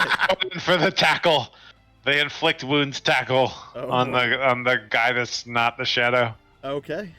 Okay, so I need to go Make me a spell attack roll. 15. That hits. You said hits? Yeah. That's that's- exactly his that's- AC. That's excellent news. And I did not upcast it, so it is just 14 damage. Okay. Nice. So, Necrotic, obviously. Yep. As you touch him, you watch his body suck of life energy. I need you and Julia to please make me a Constitution saving throw. You mean Mag? Yes. Yes, Okay. Mag and Otis, please make me a con save. No, Rennie- Julia made know, a concept. I'm like, no. Julia. What's up? Yeah, Rennie, you're fine because you told me you ran away for a bit and hid. Uh-huh. So is Chris. So I just need a con save from the other two. 22. It's pretty great. We both got 22s. Yo, Alright. yeah. Successful. You still And take Julia's was a crit. Yeah. All right, Or Max so was a you crit. each take 2 radiant damage, and you're Ow. not blind, but he might fuck his own shadow up. Oh, that's awesome. All right, Good. it saves, so it takes full damage because it's vulnerable to it. He dies in this flash of light, and you just see his shadow standing there, looking a little confused. Wow. Can I use my bonus action to let out a roar of victory? Yeah. Absolutely. All right, that happens. Make me an intimidation check. And That is less likely to happen, but I will make you the roll. But I'll give you advantage because you just murdered a person. Okay. 21. Okay. Oh, that's a crit. Nice. The shadow kind of looks scared, if a shadow can. As he kind of looks down at this, like, ash that was a body and looks up at you. Julia, it is your turn. Yep, I am going to go for hitting this thing. All right. I don't know if it did, because it didn't do anything. Oh, I might miss. 14? I will hit. Oh, wow. So 8 All right. slashing plus 1d4. 9. So what did I say? Sorry, 8, so 9. So one more. Yeah, that's it. It looks like Sadly. it's like flickering, barely there. You do know that Let me see if there's anything else that I can do. Hang on. I do know that what? that you are looking for information, and so far you've killed everyone who has information about this That's King of true. Roses. I did. So I'm gonna be like, if you want to live, tell me what you know about the King of Roses. He gives you a thumbs up. Oh no, it can't talk. But okay. All right. Good. And then good. gives you a thumbs down and then like the death motion.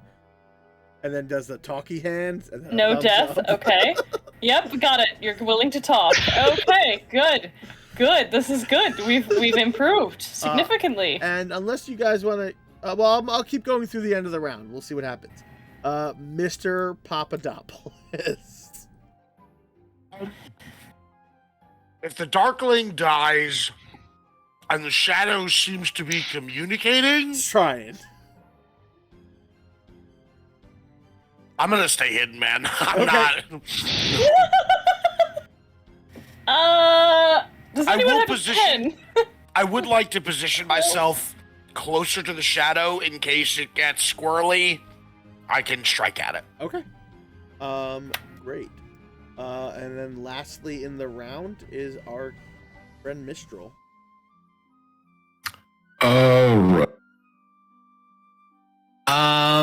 Looking at what's happening, and feeling very odd, like about what's happening, I will cast protection from evil and good on myself, and then slowly float down, but not like right next to it. Maybe Okay. about like 5 or 10 feet away from it.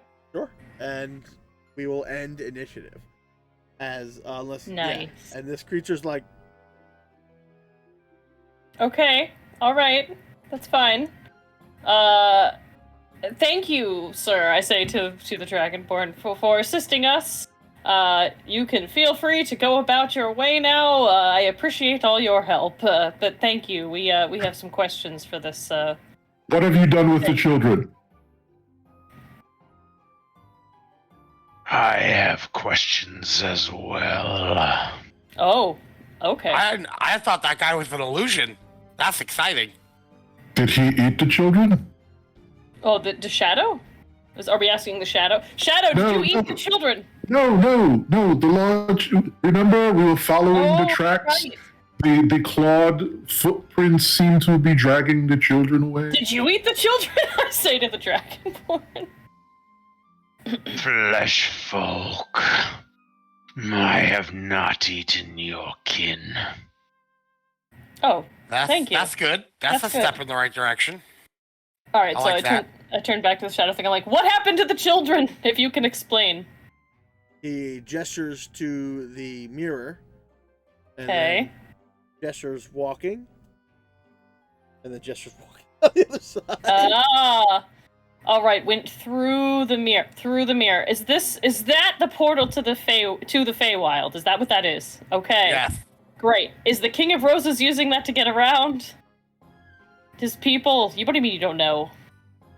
Oh. Alright, how can I phrase this? What should I ask? Papadopoulos, help!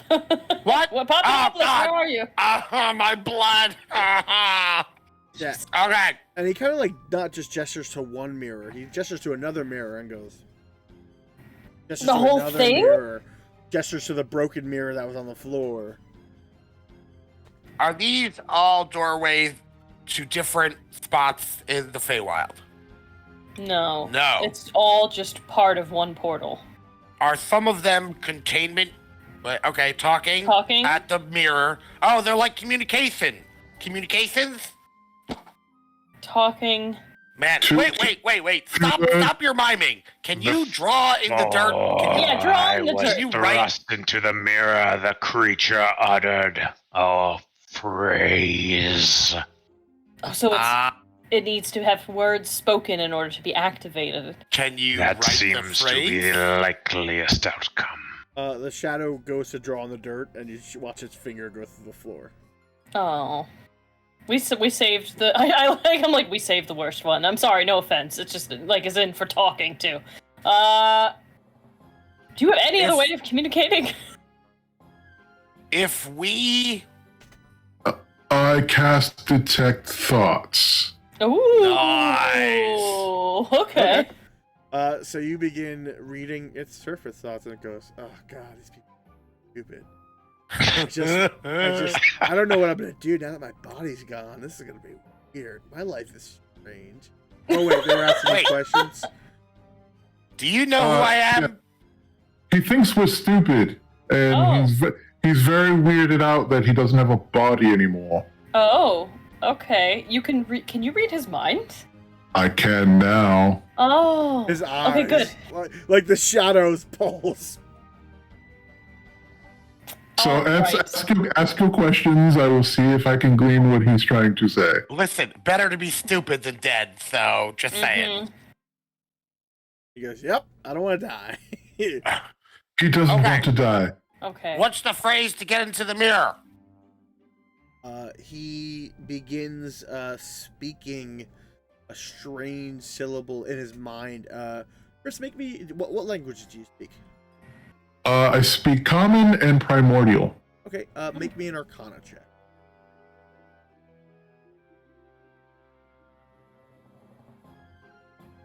That is a 16. Okay, so he's definitely speaking like a Sylvan, and he says a phrase, but as he says it, it seems to wash out of your mind. Like you hear it, and you know you heard it, but now when you try to recall it to repeat it, you can't remember it. And you think that it's whatever the phrase is, you're assuming with your Arcana check that essentially it has to be given to you willingly by the person who wants to use this portal. All right. I convey that to everybody. Okay. So we can't use it, but it can be used by other people to get back and forth. What would happen if we tried to walk into it right now? We just hit a mirror. Just be a wall. Okay. What about... So we can't just go through the mirror. Well, okay. Well, we know his thoughts now.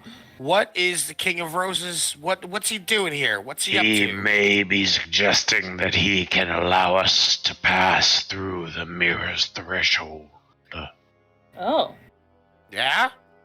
Well, how much time do we have before we said we'd meet the others? Should we do that first and try and rescue whatever got pulled through? No. Children or whatever? So he goes, Okay.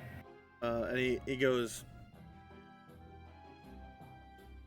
The antlers? and Chris, you get that he's referring to the King of Roses, the king. And he Right. he goes, he starts like gesturing with hands. Not very good, but Chris, you get the idea that he's gathering an army. He's gathering people, but he doesn't. He is he's saying that the King of Roses is gathering some sort of army and people along with it. Well, Okay. that's good info. Do we know why? He wants to. We know why from. Yes. So. And he kind of like he starts to try to mime this. I can't mime it because I can't think of how I would. But as he's miming it, Chris, you get the idea that essentially he apparently has had visitors to his court, and after that, beginning to start like moving. Something, an event has happened that has made him start. Like, this shadow doesn't really know much more about the event, but he knows that there were visitors, and he knows that something triggered whatever's happening. Apparently, the King of Roses had some sort of visitors, and whatever visitation happened set off this chain of events. Well, that's not good. No. How long ago was this event? In your head, like, time flows like an infinity symbol, and like as you travel miles, it becomes autumn, it becomes then spring, and then it becomes fall and winter, and you are even confused at what the fuck it's trying to say about time itself. It doesn't know. Okay. All right. So I don't know what else we need to ask him. Listen, can you escort us through the mirror or no? He goes. Because you can't speak. He goes. I don't like that. And I don't like he that. kind of like looks to you because you just say you could read his mind, and he goes, "I can, but if you go through, you will die." Yes, he can, but then we'll die, he says. Why? Why would we die? I rescind the question. The King of Roses. Okay, so all right, so we don't want to go through at present. Give us a reason not to destroy this mirror now. Oh, we should definitely destroy the mirror. We should definitely do that. Do you want to go back first? He kind of like gestures to like the exit of the carnival. He's like, and he goes, wants to leave. Otis takes his. He's going to leave. It takes his morning star out and smashes the mirror. Yeah. Wait, before you leave, Shadow. Oh shoot. He's not leaving. He's just like, don't kill me. You can smash all these mirrors. Okay. Great. Okay, well that's good. That'll hopefully put some dampers on his plans. Last question, at least from me, if anyone else has a question. Do you know anything about the Prince of Thorns? What can you tell Chris, me? your spell fades because it only lasts a minute. Oh, damn it. And he goes, The King of Roses. The Prince of Roses. Prince of Thorns, sorry. Yes, okay, got it. Is he his son? Kind of. Well, I mean, in Fey courts, it's like it might as well be. I mean, that makes sense. They may not be related, it just sort of is like... Well, that's sort of like I'm related to the Silver Crowns, but I'm not, like, directly related to the Silver Crowns. Like, I'm not, like, a daughter or something, you know? All right, wait, is that Prince or King? How high up are you holding it? Prince. Okay, Prince. Got it. The world? The world? Dancing. Well, left. Is left. I think Walking. it's dancing. He's dancing. Left the Feywild? Cotillion? He left the Feywild. He Yes. Oh, so okay. you don't... No, he points at Rennie when he points at Papadopoulos when he says left the Feywild. This was a long time ago. Because somebody couldn't keep it in their pants. Excuse you! That is not what happened! Oh, at this point, you notice, like, the shadow starting to start... Whoa. I wasn't here, bye! No, okay, fine. I was just gonna ask, do you know if him leaving has anything to do with what the King of Roses is doing? You probably don't know that. Shadow. He makes eye contact with the shadow, or as close to eye contact, like an intense stare as possible, until he's certain the shadow's looking back at him. Yeah, the shadow is, but you notice that the shadow has been slowly slinking, and seems to be trying to move away. Yeah, Otis will not aggressively approach him, but not let him gain distance and remain continue to remain larger in posture. Okay, as you keep going. Do your thing. You will tell me what you know of Nolander Orin.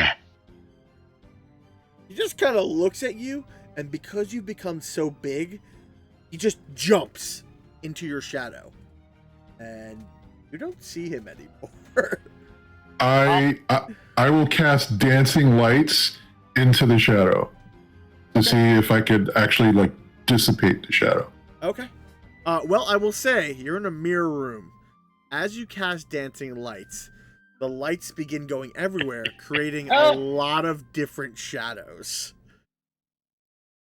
Because the mirrors are reflecting the light off of all the people in the room. And so they are brightening the room, but there are small pockets of shadows here and there. Roll me a perception check, and I'll give you advantage because you're creating light, but this creature is now hiding, seems like, in the shadows.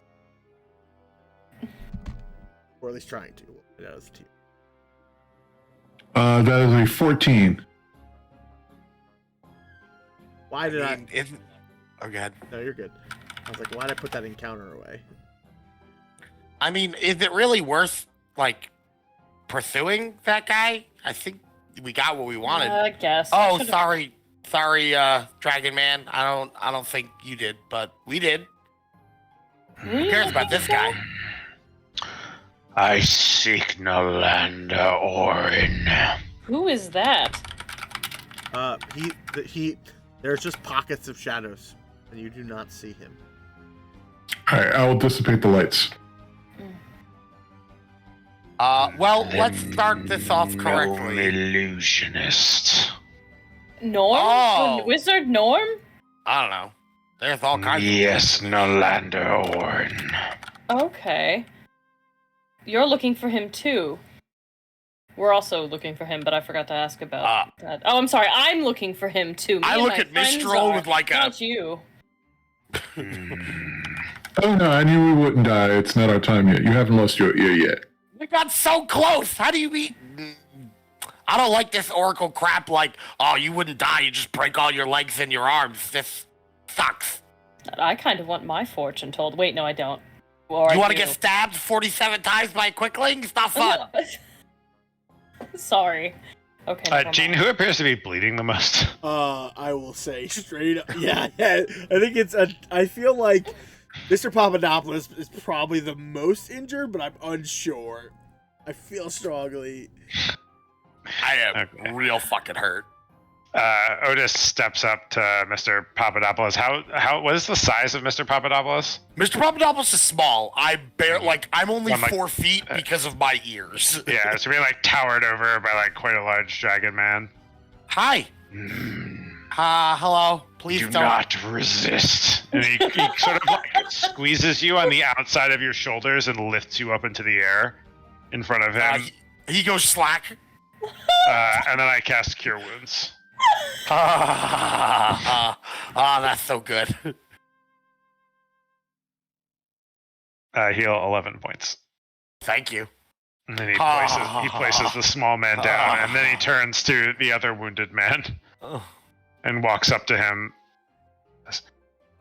I don't normally resist, so it's not a problem. Excellent. And he grabs you by the shoulder. How large are you? I'm 5'10". Okay, he just puts his hands on your shoulders, sort of towers over you and casts Cure Wounds. I was gonna steal some crap from your belt because you unfortunately only heal 5. That's better than what I had. It is more than 0. True. Well, this is awkward because I was gonna rob you, but you're pretty okay. I'm Percival, by the way. Percival. I am Otiseth Crush, Duke of House Ablexia. And I am here to fulfill the duty of my house in service to Nolander Orin. That sounds like a whole thing. We should speak then. I mean, right now we're sort of on a time crunch because of the carnival and the things that we're trying to do, but you and I should talk because my friends and I, who I haven't seen in a little bit, but my friends and I are also searching for him. We had word a little bit ago, but then he's gone missing now and we're not sure where he is, so... Indeed, perhaps we can get ourselves through the mysteries of this carnival. And then we can speak of Nylander's whereabouts. Yes. Hey, you have an oracle right here. Oracle, where's that guy that they said? Oh yeah, wait. Yes, you might know something. Who and what now? Oh wait, can you do this? Can you do this for more than one person or only one at a time? Because Norlando is more important, so I do need to ask about that first. But then I might ask something else. As you're asking him, you're actually watching him eating a bag of popcorn while he's talking to you. Oh. I don't like. How can I explain this to novices? I see the past, present, and future, but mostly my own or those who I've come in contact with or will come in contact with. So, and sometimes, like for example, Mr. Papadopoulos, you have, like, to me, you're missing an ear, and I just kind of see kind of like a ghost shape of the ear itself. Are we gonna be friends? Are we gonna, like, hang out? I don't want to lose an ear, but, like, does that mean we spend time together? We are currently hanging out right now. Yeah, but we're not best friends right now. We could be best friends. Are we best friends? I don't. I think we just became best friends. I've never had a best friend except for Chirac, and I have to summon him later, but that's fine. Is that really a friendship, though? Kind of. I mean, it's a pet. I get it. No, Don't worry, buddy. We work together. It's it's mutually beneficial to both of us, and They're a working bird. I get it. yeah, but he's not really a conversationalist, if you will. Well, listen, buddy. If you want conversation, I'm your guy. Yeah, I'm your buddy. is very talkative. He's a good conversationalist. Well, listen. I feel. Oh, go ahead, please. Oh no! I just this individual that you're looking for. I don't see this person, but I know I'm supposed to either help you or you're supposed to help me. And Mr. Healy person with the large U, Mr. Dragon Man. I've not seen you before. You are something of an anomaly, fascinating to me. Yes, I have to think about this at length. I too have not seen you before, strange flesh folk. That's a weird thing to call people. I just want you to know that. I'm not saying don't. I'm just saying it's weird. I mean, We don't call you Scaly Face. To be fair, I called him Mr. Dragon Man, so. Yeah, but that's cool. That's just a cool thing to call someone. I'm not sure if that's happy or sad or just a noise. Well, listen, Mr. Odysseus, Mags, Mistral, I know our purposes are sort of going down 2 tracks, but we can probably bring them to 1. We want to meet with Mr. Witch and Mr. Light, and, well, I'm not, like, okay, Mags, is that enough info, or do you want to know more about the relationship between them and Mr. Witch and Mr. Light? Because that's a lot. You know that the King of Roses is amassing an army? Like, that's a lot. That's very important. I Yeah. mean, listen, how much do you need to appease your superiors? Because I don't like it here. I got stabbed a lot. Yeah, I know. I'm sorry about that. Yeah, I guess that's enough info. I just hope that we've done enough to help the carnival that they'll be happy enough to speak with us. As Well, here's You know. as Okay. you begin saying that, you hear a loud bell ringing. Come one, come all, for the Big Top Extravaganza!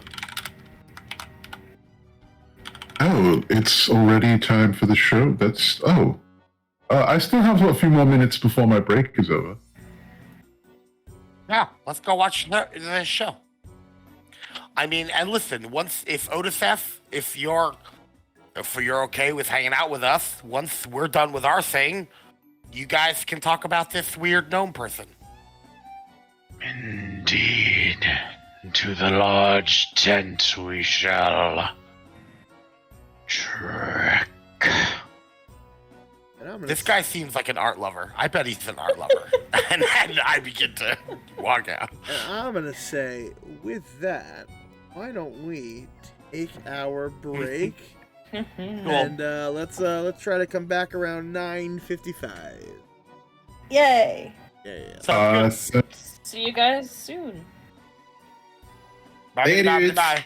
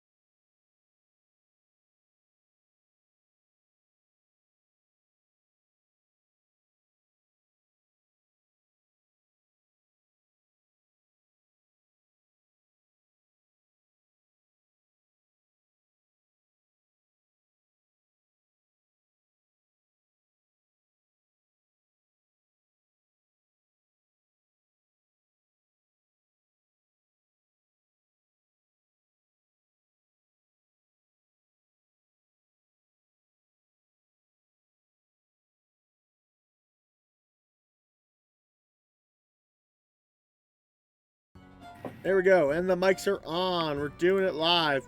Oh,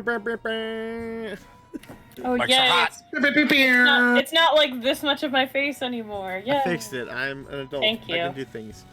All right. So, holding some of your bleeding wounds, but you begin making your way after destroying a bunch of these mirrors to the big top. So, I will let you know this. The mood of the carnival has gone down because their fucking Hall of Illusions was destroyed. But the mood of the carnival has gone up because you did manage to save the halfling, who does get reunited with the lady, and they do seem to find love, and they actually do. It's just that she got affected by the spell. So it's essentially it evens out, but you do feel a shift and wave as you're making your way through the crowd. As you get yes. Just really quickly, as we're making our way through the crowd, at some point, you all watch as Mistral just like violently drops his bag of popcorn, and immediately. Ow! Ow! Watch out, Mr. Papadopoulos! Ow! That really hurt! Fuck! Oh. Never mind. Sorry. What? No. It's we're now, not then. It's fine. Just let us continue. You guys begin to enter the big top. It's filled with rows of seats, and you would you like to take a seat? What would you guys like to do? Yeah. All right. As you do go in, you do see people with like trays full of like boiled nuts, popcorn, selling them a copper a bag, or no, a silver a bag, because it's a carnival, so they mark it up. So I want to get either if they have something that's kind of like cotton candy, I'm gonna get that. Or drinks. Then I'm gonna get that. Yep, they have drinks. Candy fluff. Yeah, it'll be. What is the like? What are the people like that are here? So it's just crowds of more. So this carnival lands on the mortal plane, and so it is filled with various people. You see all different races, genders, creeds, filling and mixing. You see the halfling you saved. You see small fairies buzzing around in the rafters, watching down. Are you specifically asking for like the people who work here, or? No, I'm just curious. Like, there probably aren't a lot of dragonkin here, right? Is it like predominantly human, predominantly elf with like a mix of? Predominantly humanoid, a little bit larger on like wood elf because it landed in the wood elf lands. But you do see a bunch of humans, a few dwarves. You see a few dwarves because you did meet a dwarf. A few halflings. You don't spot any other dragonborn that you can tell. Look, scanning through the crowd.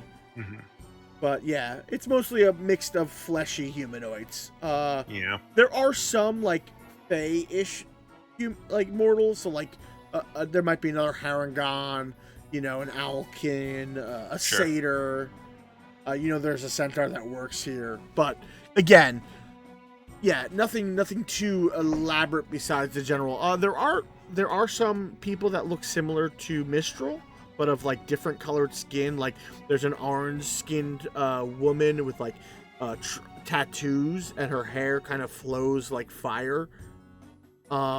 And she's kind of like enjoying it. And you see like she's sitting next to another woman who's just like, her skin looks like craggy boulders, and like there are veins going through it that kind of pulse with like almost magma. And they're holding hands and enjoying what is to come. So, the lights dim, and a hush falls over the crowd. A second later, a spotlight illuminates a lithe elven figure sitting in a silver hoop, suspended above the center ring by silk ropes. The elf wears a dazzling suit of diamond-pane mirrors and a pair of butterfly wings. His scepter is topped with a spinning vane, like a weather vane. He goes, "Welcome, one and all, to this evening's extravaganza. I am Mr. Light. Prepare to be delighted." And the crowd, whoo, woo! People start cheering. Several of the carnival star performers come on with this attraction, and Mr. Light serving as kind of the ringmaster. So over the course of this hour, this will also let you get a short rest as you're enjoying the show. Take it. You see this huge bugbear that like smiles, and you can tell. Everyone, actually, make me an insight check. Hang on, I need to roll a d10 first. And then insight. 11 insight. Okay. I got a 16. Okay. 12. Also a 16. Okay, so with the 16s, you can tell, though he's like super ripped, there's a keen intelligence behind his eyes. And Mr. Light goes, "Welcome, with the bulging biceps, Burly the Bugbear!" And the crowd goes wild, and he begins performing feats of strength, bending bars, lifting acrobats, all of those fun carnival things, and everyone's cheering, and he does very well. And then, you know, the crowd goes silent a few minutes later, and it goes, the dazzle of the ocean and newly proposed fiancé, Halasha the mermaid, and kind of rising out of like this watery flow, almost kind of doing like the Fifth Element diva song and dance as water like whips around her. She begins singing this like and serenading, and you see like the water changing color with different like spells, and also like weaving around her in beats with the song. It's almost like a one-man full Vegas water show. And it's incredible. The songs are beautiful, and it's everyone's cheering. And you know, as she comes up from this like clamshell bathing pool, and she goes, "And the lucky gentleman, Candlefoot the Mime!" And you see a man kind of come out full mime makeup. And he begins like doing things and making miming and like calling for audience participation. And Rennie, anyone can make me an Arcana check. Sure. Yeah, no, Percival's like, did a mime just get like an announcement? That's insane. 16 Arcana. Okay. Maybe. 8. Yeah, you can definitely tell 18. that there are. He is doing spell casting without his mouth moving or making noises. Both of you can tell this. And so, like, when he does miming, like, someone's shirt gets tugged, and he goes, and, like, does, like, the reel in with a thing, and someone's gold pouch floats up. And, like, you don't see the mage hand. It's very similar to what you do, Mr. Papadopoulos. And the kids go wild. He, like, starts floating some, like, cotton candy in the air into shapes, and like feeding it to people almost like a hibachi chef. It's nuts. Everyone seems happy. Then the music kind of picks up, and dazzling acts of synchronized flying fairy dragons with bright streamers flying through acrobats, clowns, and fire breathers as they parade about. I would like to look to see if any of them are sparkles or look like sparkles. Make me a perception check. And I'll say, Sam, you do see fairy dragons, which are not common in Khazralia, but you've heard of them and seen them. You know, they're like dragon adjacent, with a little bit more of the Feywild touch. So dragons went there, and they're a little bit smaller and not nearly as powerful as these, you know, metallic, chromatic, and crystalline beings. But they're more like the size of like house cats with wings, and they dart. So Julia, what'd you get in your perception? 19. Yeah, I mean, you see them. Some of them are in different hues, which reminds you of sparkles. But you do see one that I think is lavender or whatever the equivalent purple color is. I think it's like I forget. Violet. Violet. Yeah, it might be violet. Yeah, which are the oldest one, and it looks familiar, but you don't see like a fat smoke-beridden, smoker's Lasagna cough loving. dragon. Yeah. But you do see one that looks like a similar, but maybe not. Okay. You're not sure. You might have to go talk to this I'll person. investigate that later. Yeah. All right. Cool. Are any of you guys trying to like heckle or do anything, or are you just enjoying the show? No. Is who besides my companions? Is there anyone other than them sitting around me? I mean, it's a pretty packed big top, so I would say there's people behind you and in front of you. I'm explaining how every trick is done. You're that asshole. Yeah, out loud. Even though technically it is magic, Yeah. I'm just like, oh, that is doing that, and then I will grab like the person behind me, and I will tell them, Don't worry, I will tell your parents how you died and that you died well. The person stares at you with eyes of horror. and then I go right back to eating popcorn and explaining everything I'm seeing. I would like, after the portent of a man's death, I'm like, I'm gonna go water the old crown. I'll be right back. You water that flower crown. And Gene, I kind of want to slip behind the bleachers and see if there's not an easy mark that I can mage hand some stuff from. So everyone's sitting in like rows facing the stage. So right. You can kind of meander around the crowd. Okay, make me a stealth check. Sure. I am also looking for a source of water to water the crowd. I mean, there are beers and stuff being bought and like water being sold through these like concession people. Oh, I crit that stealth check, by the way. That's Okay, 25. Yep, you slip away, and then I guess make me a sleight of hand check. Yeah, and I'm using the mage hand, so like I'll like lean against a post or whatever. I'll find a spot, and I'm not physically touching them, but is there something specific you're looking for? no. I mean, again, something that attracts my eye, something unique. It doesn't need to be necessarily gold. A very colorful ribbon. Okay. Someone's house insignia. Something that's like, oh, that's unique. That's special. That's fun. Okay, yeah, great. Yeah, make me a sleight of hand check, please. 26. That is a large sleight of hand. There we go. All right.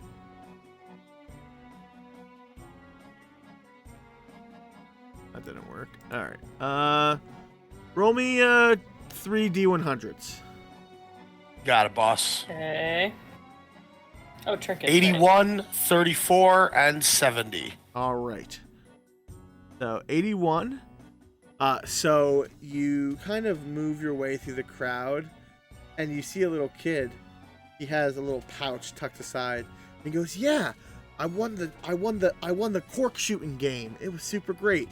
You kind of slip away the pouch that's tucked aside, Yep. and inside it you find a pouch of seeds that smell Cool. like home. Less cool, but okay. What was your other one? 34. 34, correct. So you see one of the workers kind of just sitting there, taking like just watching on the side, not paying attention. They've seen this a bunch of times. And Right. He has a deck of cards on his side. Oh yeah, swipe. You take those and you get a fake 3-dragon anti-card depicting a fairy dragon. It's like tucked in his like top hat, I'm gonna say. Yeah. And what was the last number? Give me a second. I'll tell you. I'm writing these down. The last one was a 70. 70. Okay. And so, lastly, you kind of wander through, and you see, some of those, almost like Ren Fair-esque flower girls. Yeah. But they're instead selling, painted apples, and you just take one. And you get Painted apple? You get a wooden apple painted blue. Great. Okay. Yeah, and then at some point before I return, I kind of want to bump into someone, dip my paw in their drink, oh God, so sorry. And then I use that to water the flower crown. Okay. Awesome. Great job. Okay. As the show seems to start beginning to come to a great close, Mr. Light kind of appears, taps on the vein, and goes, "Well, what kind of show would this not be if there wasn't audience participation? Is there anyone or any group that would like to perform for us?" And it, echoes.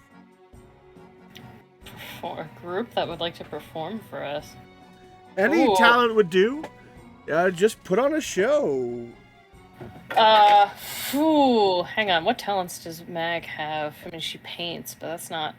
Mistral, do you wear a cloak by any chance? No, I don't have a cloak. I have I have a mantle with a hood on it. Right.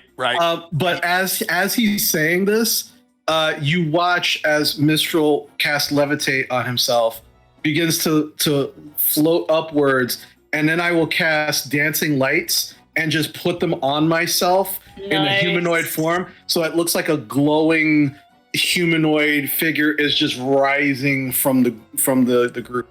He goes, "Please come forward, bring your act on stage." And I will say, "That's it. That's all I can do." Okay, make me a performance check. Performance over. I was gonna try something, but I'll Can I? Anyone can do it, or you can do it as a group. Natural one. Ugh, never mind. I'll tell you, there are 2 group inspirations. Is anybody adverse to me doing that? I think you Go should for use it. I'd also like to cast thaumaturgy and brighten the lights in whatever that thing is he's doing. Okay, all right. I will try. I will use inspiration. You can use an inspiration, and I'll give you advantage on that roll with the help of your friend. Question, is the song that I sing during Elf Trance something that's intrinsically known to me, I could sing it at any given time, or is it only something I know when I'm asleep? No, I mean, now that you're starting to remember everything, it's a song inherently, in your soul's memory. Okay. I'll pull a pan flute out of my pouch. I will slowly begin floating towards them while I'm playing the pan flute. I got a dirty 20. Okay. Nice. He goes, very, very impressive, and people start clapping. All right. I don't know if this is cool, but I was gonna face step into the ring after Mistral or before, while Mistral's doing it. I don't know, whatever. Kind of doing my own thing. Yeah, you can absolutely make. You guys can either do a group thing or you can do it individually. It's all up to you. I'm okay with whatever you want to do. I think I kind of decided, since they're doing it, I guess I'm doing it, because, we're doing it as a group, because I'm just trying to make Witch and Light happy, so I'm like, cool, let's just do a thing. I didn't coordinate with you guys that we were doing it together, I just was like, oh, I guess we're doing a thing, because Mistral is, so I'm gonna go do a thing. So, I'm torn on what I wanted to do here. So, I think... Because she's not really a performer like most of my characters are. She's but I think maybe what she might do is she might do her fighting stances that she practices with her greatsword, but try and do them in the most elegant elvish way possible with the willow blade. Okay. And maybe while singing her elf song, because it just is comforting, and she's totally freaking out right now, but I only rolled a 14 for performance, so it's probably not perfect, because she's not, again, a natural performer. People seem to be loving it. They see your friend glowing, fairy lights swirling, they begin getting brighter, and as you kind of do this sword kata under him, and the light kind of flows and moves through it, people are getting into it. Anyone else like to do anything to add to this? Does I'm probably. Odysseus- Oh, go ahead. I'm sorry. No, I was just gonna say I'm just adjusting my pan flute playing to kind of match her movements as she's going through. Right? Gene, I would also like to cast Dancing Lights with a humanoid figure. But so I instead, you know what? Instead of Dancing Lights, I'm actually going to cast Silent Image so that there is a mirror image of Mag who is doing the same movements, but mirrored that's to so them. cool. So it almost looks like while they are both doing the same kata, they're engaging in some sort of elf combat. I like that. Sure. Yeah, make me a performance check. I'm gonna use thaumaturgy again, but this time instead of enhancing the lights, as they the two elf figures clash, I'm gonna try to cause tremors in the stage. Yeah, that's awesome. I'll say, Sam, you can also give me a performance check. But for those people, I will allow people to use their spell casting modifier if they're using a spell. So Sam, since you're using, Awesome. Wonderful, much better. And I feel like we need different music for this. Sorry, I wasn't you even can change paying it. attention.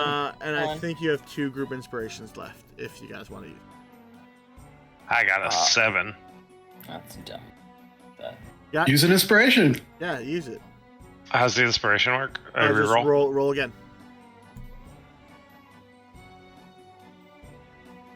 I think I'm gonna use the last inspiration because I rolled a 1. Then we're out of group inspos. Nat 20, so 24. Nice. What do we get, Ren? Nat 3 for a total of 8. Okay, so because you decided to work as a group, it became a group check opposed to a single check each. Good. Great. And that's why I was just checking. But the crowd goes wild. This impromptu, light kata with tremors and felt. It's like Mag is fighting these waves of light enemies and these twins, and they strike. And then he goes, "Is that the Zaftu twins? Is that what that represents?" One is a Fey being, one grounded on the mortal plane, and people start extrapolating about what this crazy thing means, which is you guys did not mean to do, but it looks so familiar. And everyone seems to get really happy, and you guys feel a palpable energy in the air as the crowd's mood seems to become improving. And you notice that as Mr. Light kind of calls it a close, the vein on his cane is spinning wildly, and he kind of, with a jaunty step, disappears out of the carnival, out of the tent, and everyone cheers, and the show is over. Okay. And and you are all thanked. Yeah. Okay. Well, nice. That was exciting.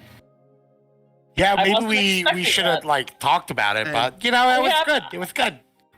We just kind of improvised, and I think it worked. As you guys are kind of hanging out, and the crowds are falling, but you guys are still at the stage, still talking, that Bugbear kind of heads over to you.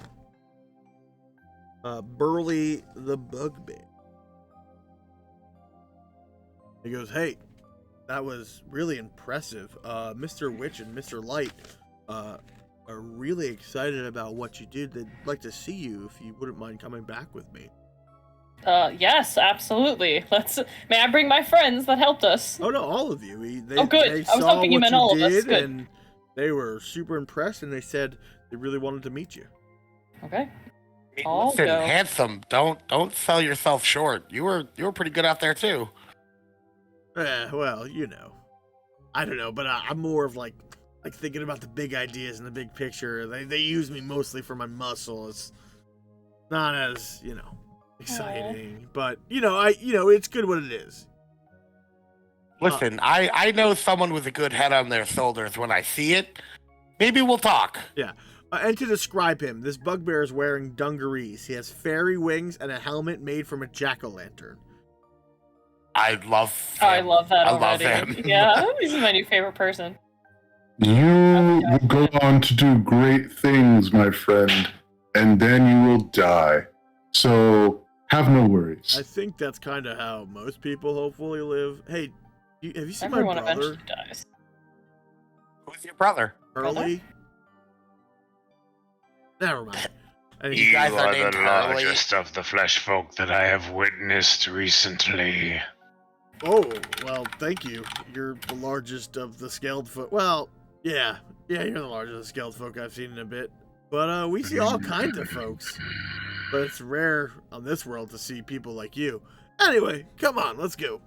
And the bugbear leads you to a circle of wagons leaning against a particularly ostentatious wagon in an aging. They're leaning against a particularly ostentatious wagon is an aging clown with a painted grin. He puffs on a bubble pipe and glares at you as the bugbear. Ignoring the clown, opens the wagon door and ushers you inside. Mm-hmm. Man, that guy's hooked on the bubbles. That's rough. And that That's clown is straight hugging all as you enter. Oh, it's. I mean mug the clown back. Okay. He's just, but you don't really see his expression. It doesn't change. He's just, That's fine. He sees mine. he does. rough. All right. Wait, I want to change the music. Yeah, I'm change trying the to. music. I'm And sorry, it's then taken me a while to find something We'll for take this. you to the staff area. I don't even know if this is going to be a good one for this. Yeah, you can go with like somber or ancestral, whatever. I don't know. Well, Live your best life. Make musical choices. I Somber. believe in you. yeah, I just did. Don't worry about that clown. He knows that he's a fraud. That's why he looks the way he does. believe it. And as the door and opens, a flamboyant elf grins from ear to ear as he welcomes you into the wagon with a theatrical bow. Please come in. It's a delight to meet you all. I am Mr. Light, and this is my associate, Mr. Witch. He gestures to a Hello. stocky elf, like he's a big elf with like a little bit of a pork belly, like a pinstripe vest, like waistcoat, yes, lounging. And so the stocky elf is lounging on a bunk. Mr. Witch nods to you and doffs his top hat. Mr. Light, the man who's been talking, and goes, he kind of points to his scepter that he was using as like a cane, and it's like spinning. He goes, I don't know if you know this, but this is the Witchlight Vein, and it kind of picks up every nuance of emotion in the carnival. And to be honest, carnival's doing good. The mood's great, and probably no small thanks to you. I really appreciate most of the work you've done. I did hear there was some property damage, but we can forego a little bit about that. So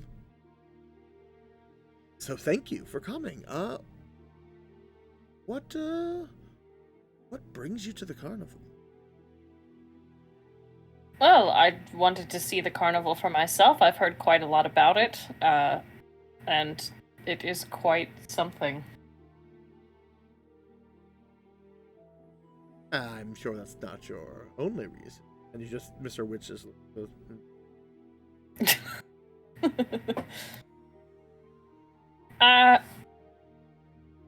Well, I'm looking at Papadopoulos like, help me!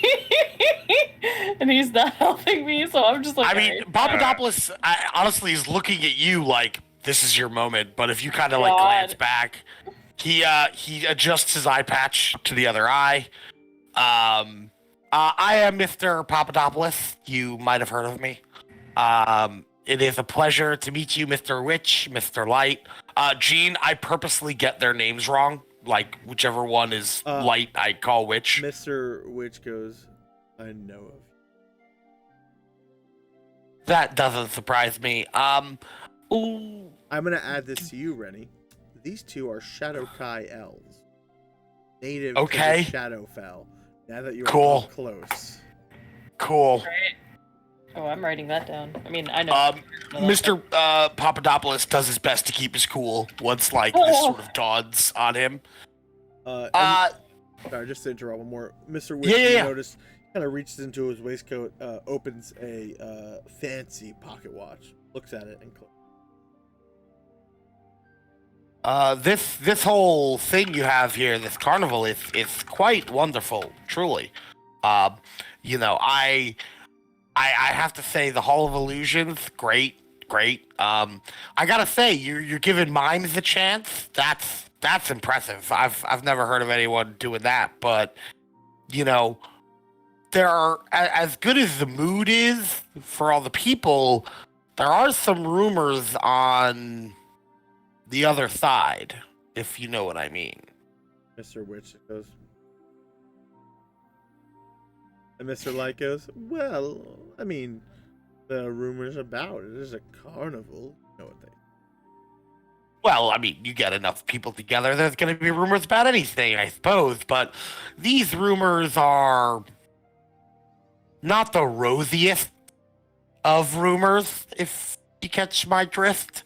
Sometimes people, get real thorny when you talk about them. Mm-hmm. It's a prickly topic. It is. And listen, me personally, this is the racket, and I got nothing but respect for you. Mr. Witch kind of clears his throat and goes, this is not a racket. This is an opportunity. Right. And I do like a big wink with my one exposed eye. Right. Opportunity. Like that catches Meg. She's like, what do you mean by opportunity? Well, I don't know if you've heard, as your friend insinuated, there are rumors. But we are not the original owners of this. You're not?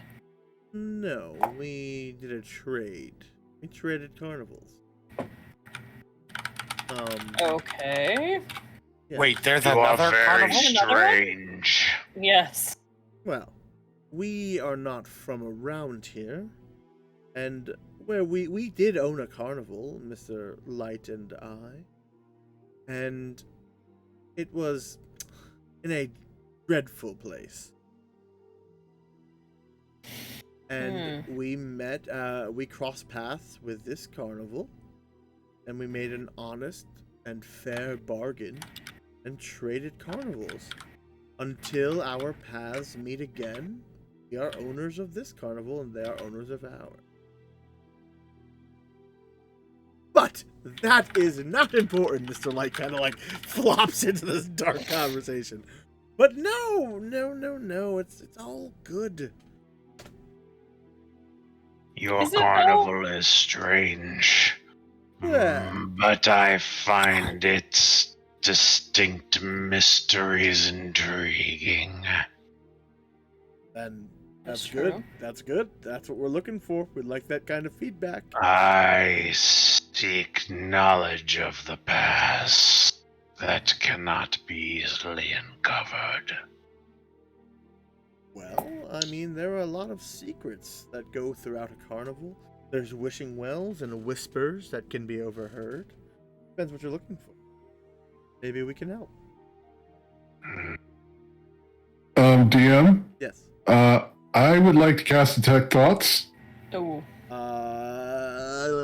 Yeah, give me a second. Strong move. Strong move. So I can do that to get the surface thoughts without them really knowing. But if I decide to probe further in, then they have to make a wisdom saving throw. Okay, I just need to. But I can do one at a time. Yes. I just need to look at something. What? Do you have the ability to cast it without them seeing you cast a spell? I do not, unless you want me to make like a sleight of hand check or something. I would like a sleight of hand check because you are kind of sitting like you're in the front of their wagon.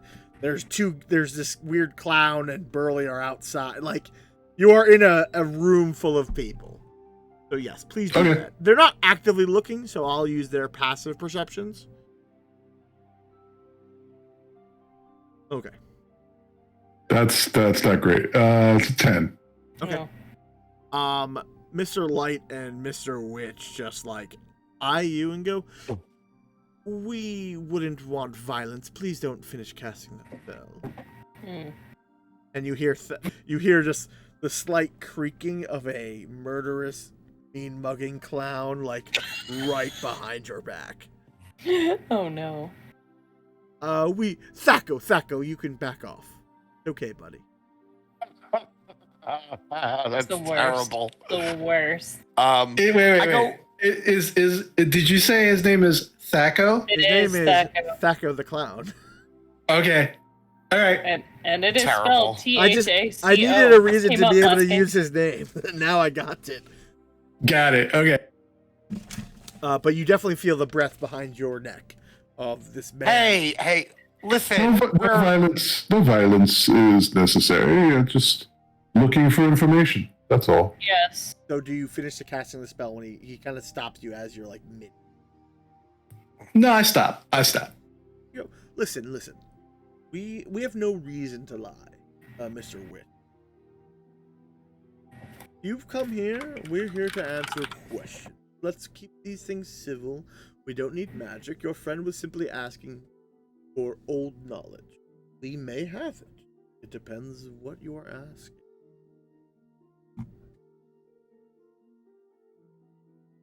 We hear a lot of things.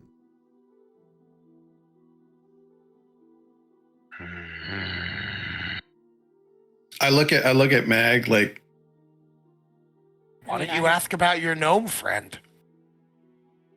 How should we find the location of Nolanda Orn? You have because there are many people. He is a gnome with very distinct robes, purple robes, and a beard. And I just start describing Norm in depth. Oh, interesting. He's still alive. Excellent. Norm the gnome. Many years ago, something similar to your description. He wasn't a gnome per se, or what you see was like a bald, gray-skinned man.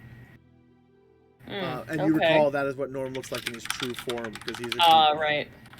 Because he did come here, and I know he spent a ton of time in the Pixie Kingdom, which we thought was crazy. There were so many better. The Pixie Kingdom. Mr. Witch goes, all attractions are good. Well, yes. But the Pixie Kingdom, he spent a lot of time in the Pixie Kingdom. It was very strange. And, that's what I know of him. I mean, honestly, we only visit here once every few years, so it's hard to keep track of when it is exactly, but he was definitely here at least 10 times ago, maybe? Maybe more? I'm not Okay. Sure. And this happens every 8 years, right? Well, So I mean, on this plane, yes. Oh. We have many places to visit. All right. Well, that would be a good place to start, I say, looking at Otis and Otis-esh. Yes. Yes, that might be clues. I know he had a fondness for the fairy dragon. All right, well... What about the others of their party? And they kind of look at each other. What secrets can be uncovered? Oh. I mean, I think you have to be a little bit more specific. Again, there are lots of secrets, so narrowing those down would be super helpful. Gazroy Manteldrake. I look right at him when he says that. I'm like, they look at you, see minor recognition, but does not seem significant. Nothing like to the same way they recognize Nolander and his sister. I unfortunately never heard of that person. Peculiar.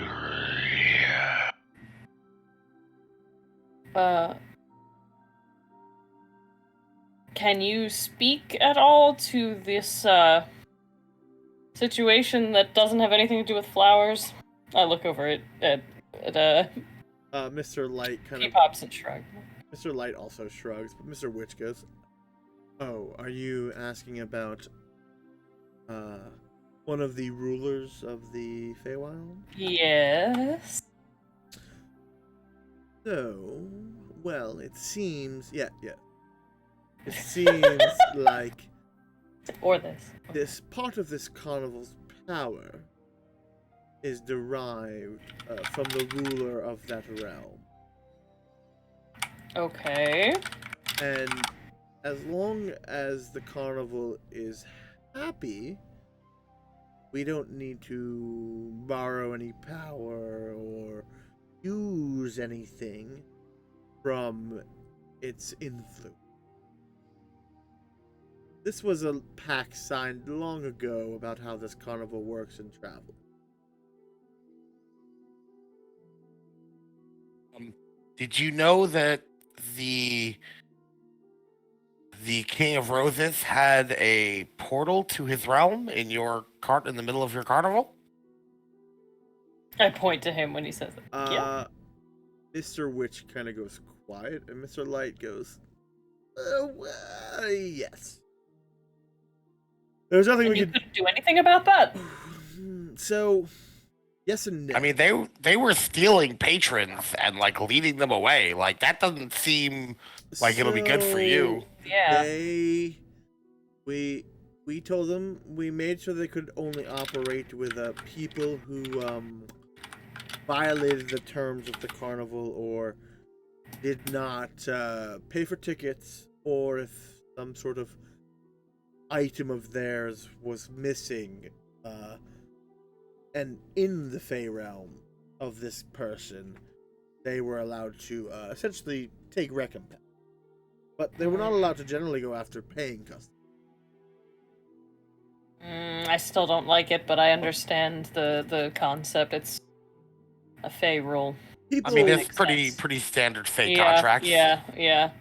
That makes sense. All right, well, I'm less angry. And for example, like Sam, when he says this, like, you weren't sent into another realm, you were just kind of put into a mirror cage. So you kind of figured that you probably could have gotten out, like, versus that girl was trying to take that halfling into this, like, weird fucking realm. Gotcha.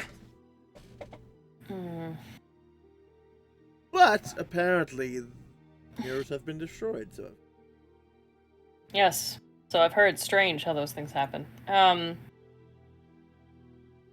I was told by the unicorn carousel that you might know something of the Prince of Thorns as well.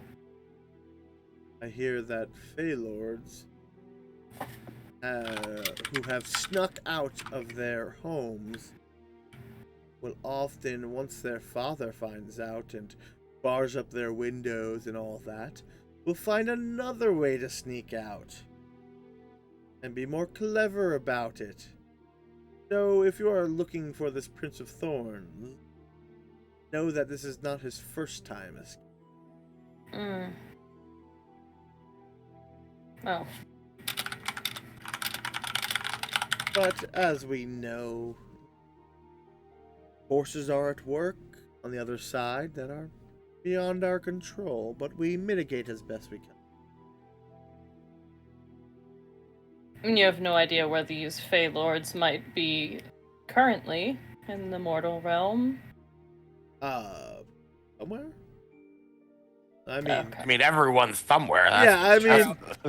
We don't keep track, and I don't know if he'd garner us a visit, though if he did, that'd be wonderful. I'm sure he could pay his 5 silver. Just like everyone else, customers I'm sure always he can have afford to pay. it. Prince. Or he could make a pact like your friend. True. But, yes, you have all been very delightful, and I understand these questions are important to you. There a reward for being so delightful? Oh, You know that's a good what? question. you do make a good point. There is a reward. And he goes, Thaco. And Thaco kind of looks up at you again, mean mugging you all. What are your favorite animals, Mr. I like the purple cows in the Feywild that, when milked, give the purple milk. Those are my favorite. Thaco pulls out a stretchy balloon that's purple and begins blowing you up a balloon animal of a purple cow. Pushes it to you, and it is floating. I haven't seen one in so long. It's so cute. He goes, he's a clown of few words, but many talents. Gotta get off those bubbles, man. Gotta get off them. I give him a really nice big smile, even if he's mean mugging me, and I'm like, "Thank you." It's like a genuinely happy smile. I haven't seen. And you have a balloon animal floating on a ribbon. I take it.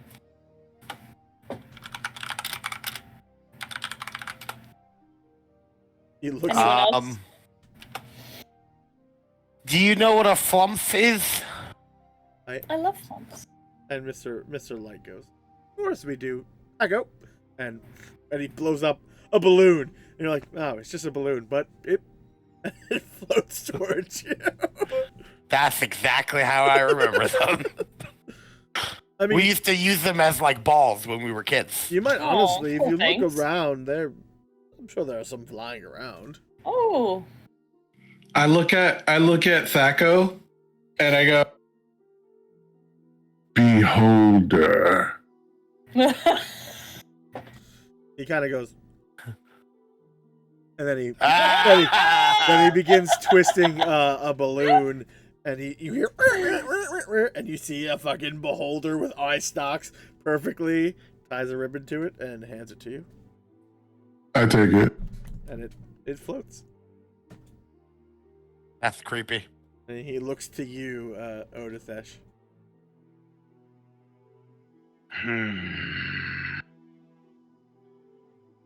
This is a deep and personal question you ask us, and yet you offer us no information in return. I wish for you to make your own balloon animal before I will reveal my choice to you. Ooh. Thaco just kind of, it's just like, he sighs, and he begins blowing up a balloon animal, and it is, you see that he makes a person with a knife in them. That's pretty dark, man. That's not okay. And make me an insight check. Oh, God. Told you there was something wrong with this clown. It's the bubbles, man. He's a They clown. fuck up. They screw up your brain. He's a clown. 13. Okay, yeah, you can definitely tell he was going for a child, as you get Oh, a feeling God. this guy hates children, and he is surrounded by them in this carnival. And as he creates this, he like looks at you, and there's a small smirk, and Mr. Light goes, "No!" and it just pops. Anyway, wow, Thaco, thank you very much, sir. Sorry, what would you like? Well, a deal is a deal. I would like a monstrous battle turtle. He nods at you and begins two separate colors, one brown balloon, one green balloon. And you see he crafts this turtle that also seems to have like small spikes along its shell. Yes! And its ends in like a beak with like the tied knots. And he puts a string and floats it over to you. He reaches out and grabs the string, and looks up at it, and looks back. Glorious. And yeah, kind of they like gesture for you to leave as you now have your floating balloon animals.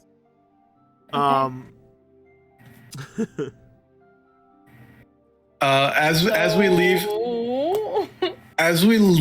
the wagon, I will immediately pop the beholder balloon and try to suck in whatever air is in there. Cool. Weird. So you do it, and Just air. It's whatever this dude's breath is. Ew. Yep, I take it all in. Yeah, it doesn't change your voice. It's not helium.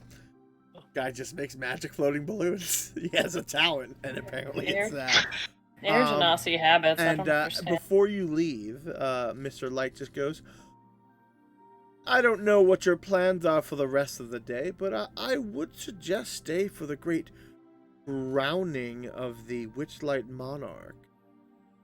He kind of gestures to the vein that's spinning.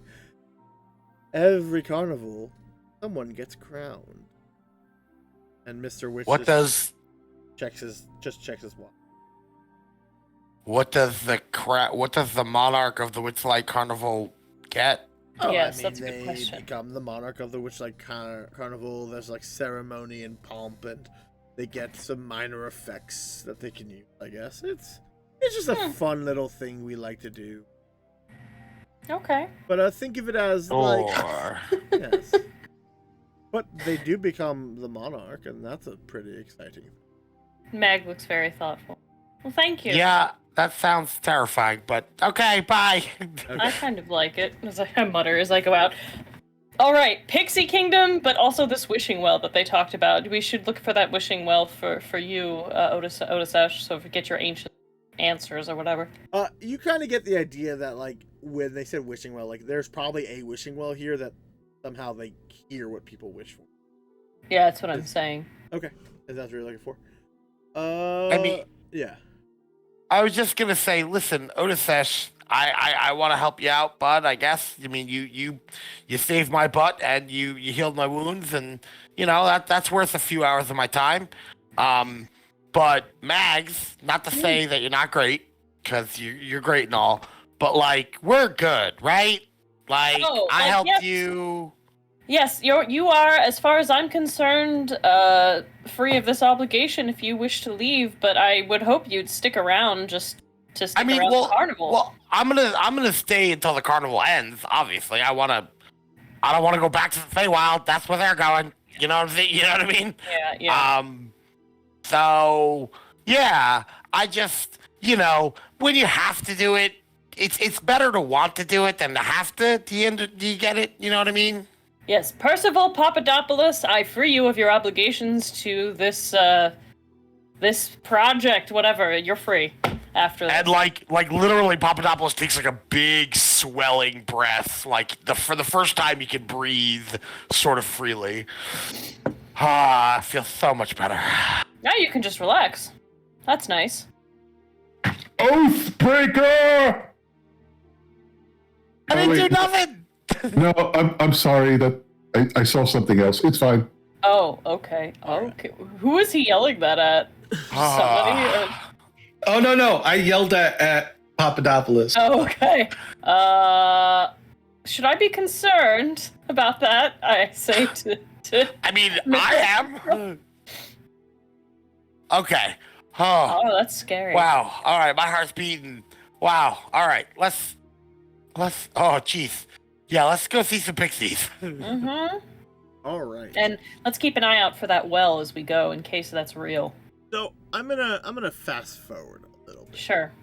So you make your way into the Pixie Kingdom. It's like a copse of oak trees, shelters, a miniaturized fairground, and at its heart, a hamster runs inside a tiny Ferris wheel, encircled by minuscule wagons and candy stalls. A pixie sits cross-legged in the hollow of a tree and at the entrance of this realm. He introduces himself as Jeremy Plum, and he gives you all pixie names. Whether you can choose to use them or not, that's up to you. But he asks that while you are in the realm, you use your pixie name. Sprinkles pixie dust upon you, and you shrink down to pixie size.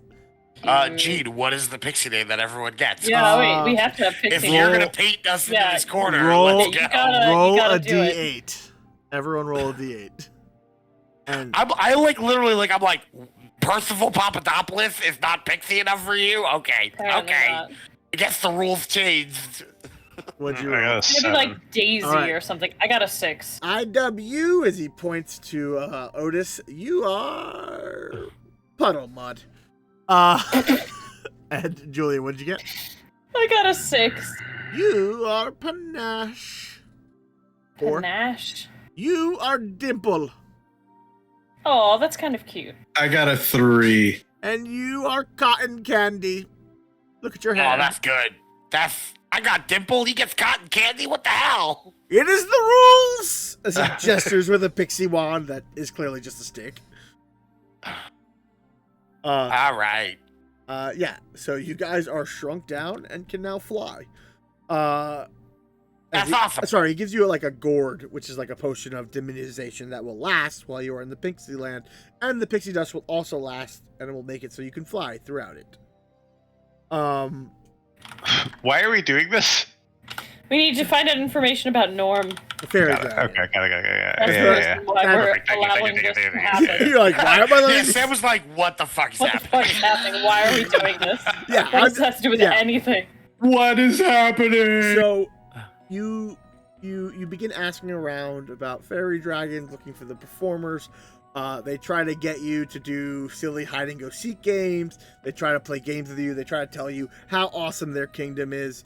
Whether you participate or not, you eventually find a pixie, a fairy dragon that was that familiar one that you think you were looking for, and you see this lithe, like apex predator-esque fairy dragon.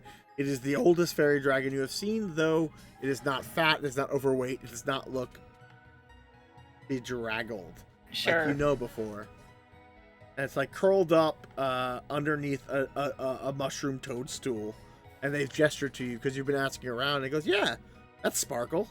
He's right there. Sparkle? Yeah, Sparkles. Sparkles, is that you? And this fairy dragon just kind of looks, blinks, and in your head he goes, I haven't heard a name like that in such a long time. Sparkles, are you Norm's dragon?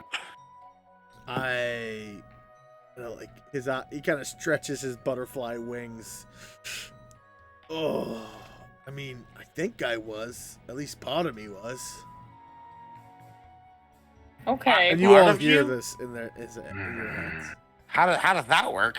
Well, we struck a deal. You know, like familiars. You bond them together with you, and we worked together for a while. Yeah, I think I was on the material plane for a lot. And I think since I wasn't so close to the Feywild, I started like aging and getting like weird. And then I like woke up here like I don't know, a few months ago. I'm not honestly. Yeah, that time's sounds fucking about right. weird. So let me ask you this: when Norm does summon you, do you know where you normally end up when you're in the material plane? Because he's missing and we're looking for him. Yeah. When he summons me, I appear where he summoned me. Oh, well, I know that. You don't have any idea where he'd be? What? Have you met this person before? What, Sparkles? Yes. And Sparkle looks at you, goes, you're vaguely familiar, honestly. Also, how do you know about Norm? Who you is? I'm Mag Silvercrown.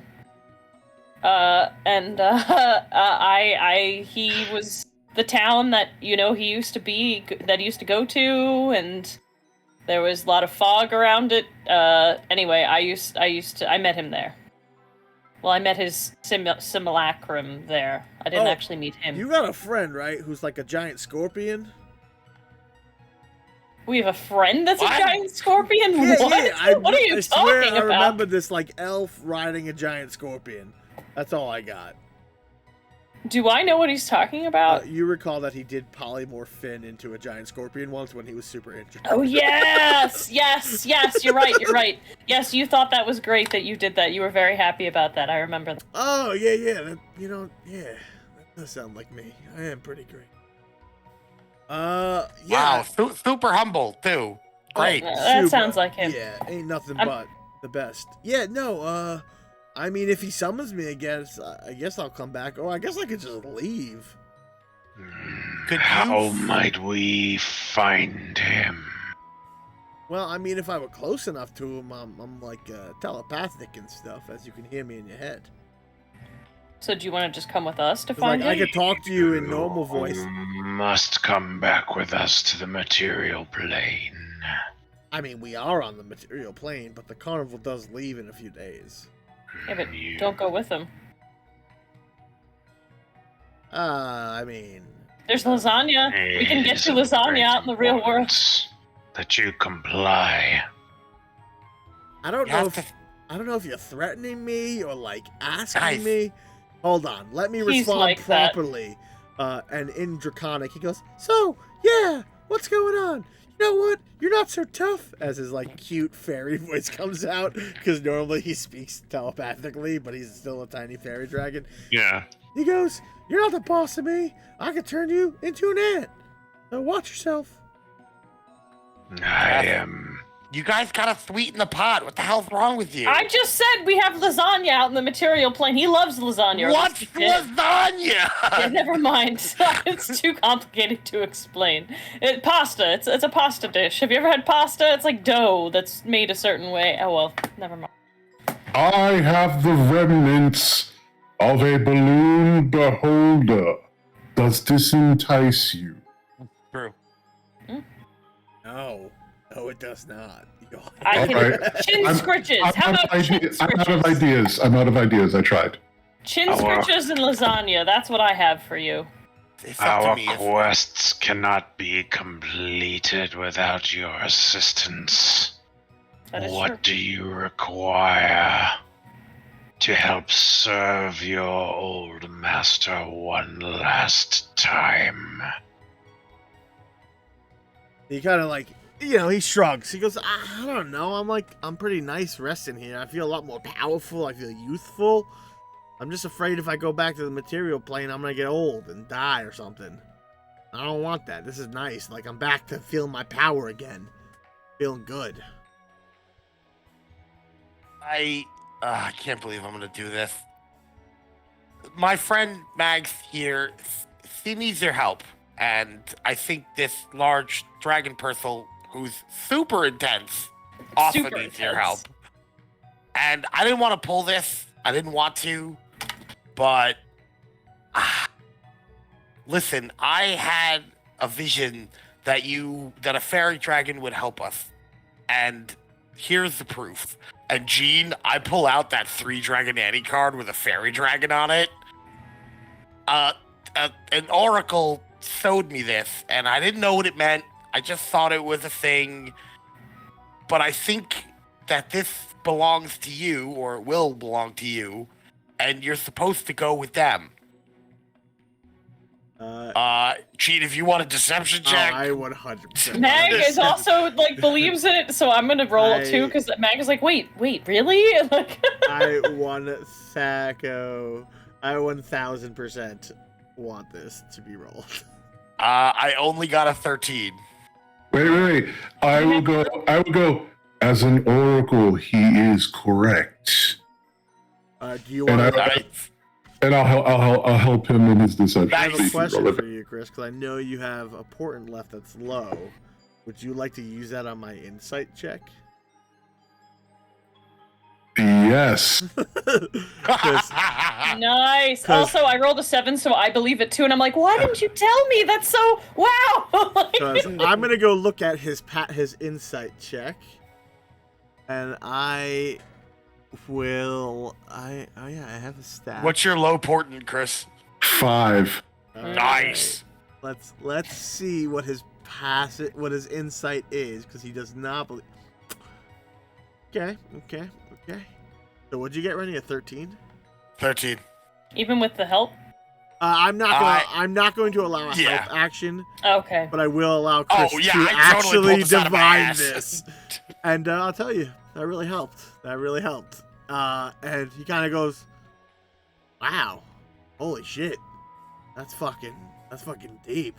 Right? I thought you were supposed to be my guide to help me out of the Feywild, but I don't think it was meant for me. And I kind of passed the card up to Mags.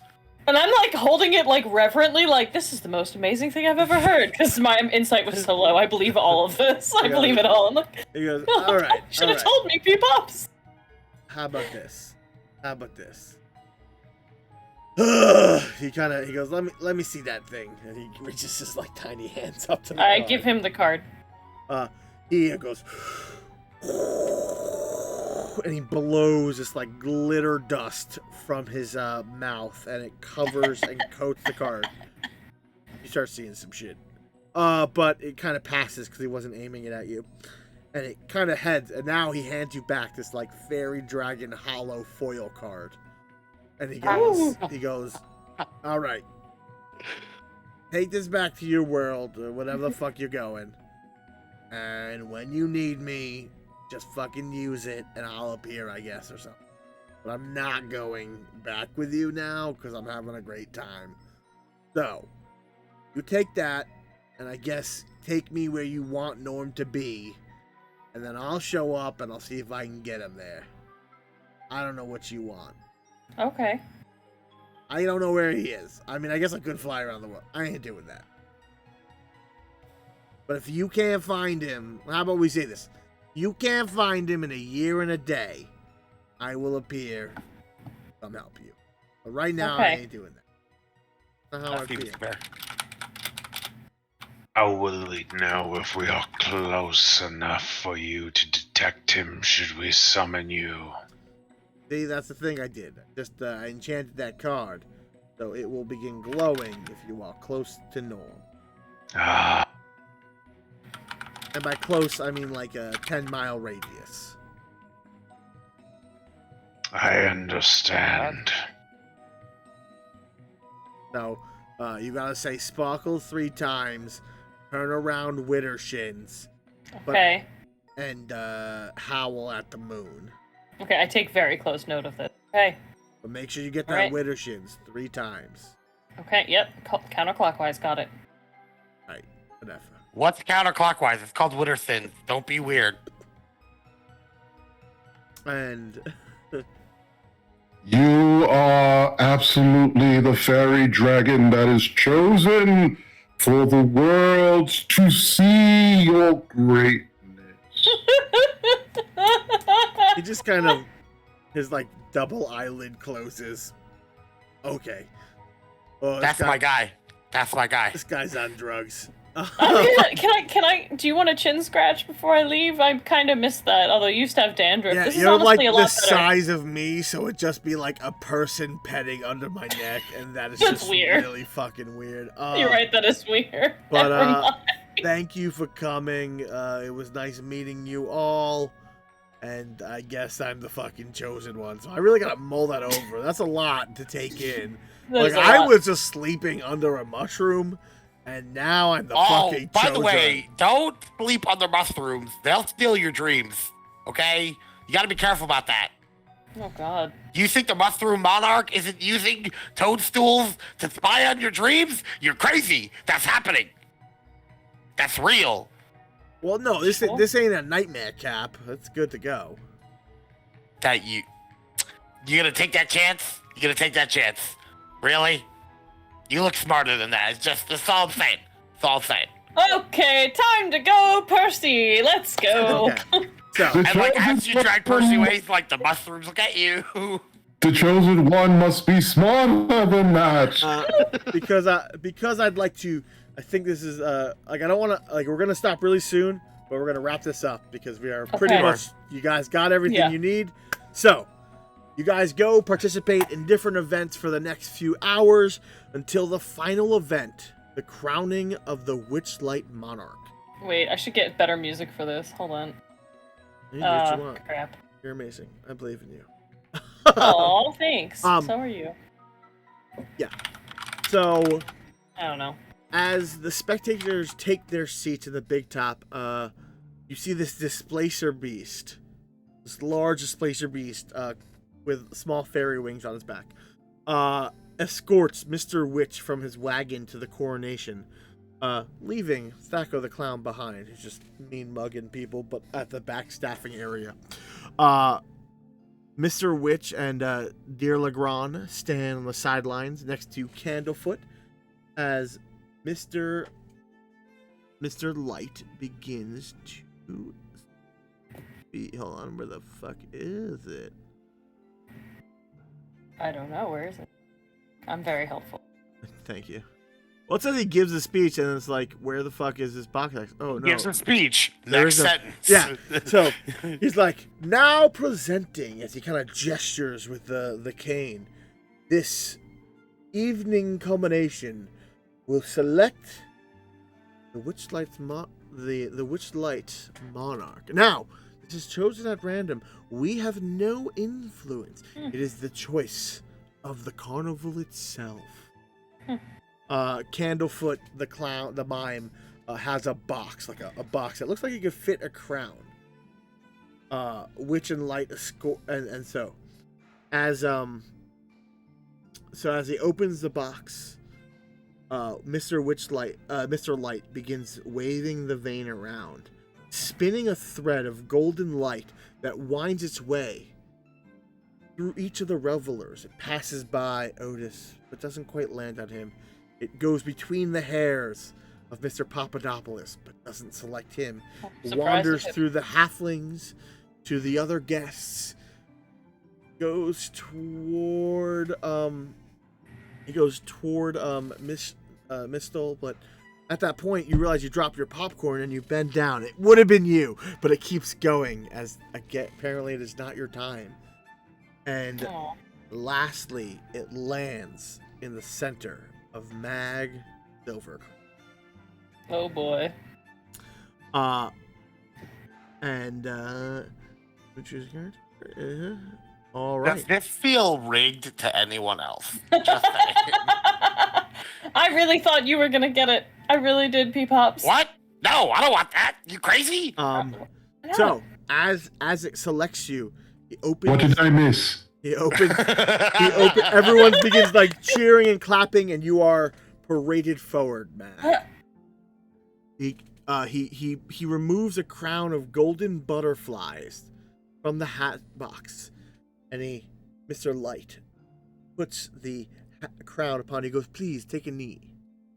I do. He slowly. places the crown upon your head, touches the vein to each shoulder, and he goes, I have knighted you are now the monarch of the Witchlight Carnival. And then 3 clowns come out and fucking shoot glitter everywhere. Everything is just covered and glittered.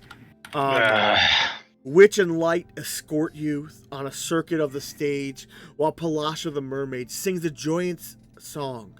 Pixies flutter all around you. And when the Palasha's song concludes, Mr. Light leads the monarch on a parade through the carnival, with the other guests following as Burly the Bugbear sets off fireworks. Meanwhile, you notice that Durlagrand and Mr. Witch head back to the wagon. Interesting.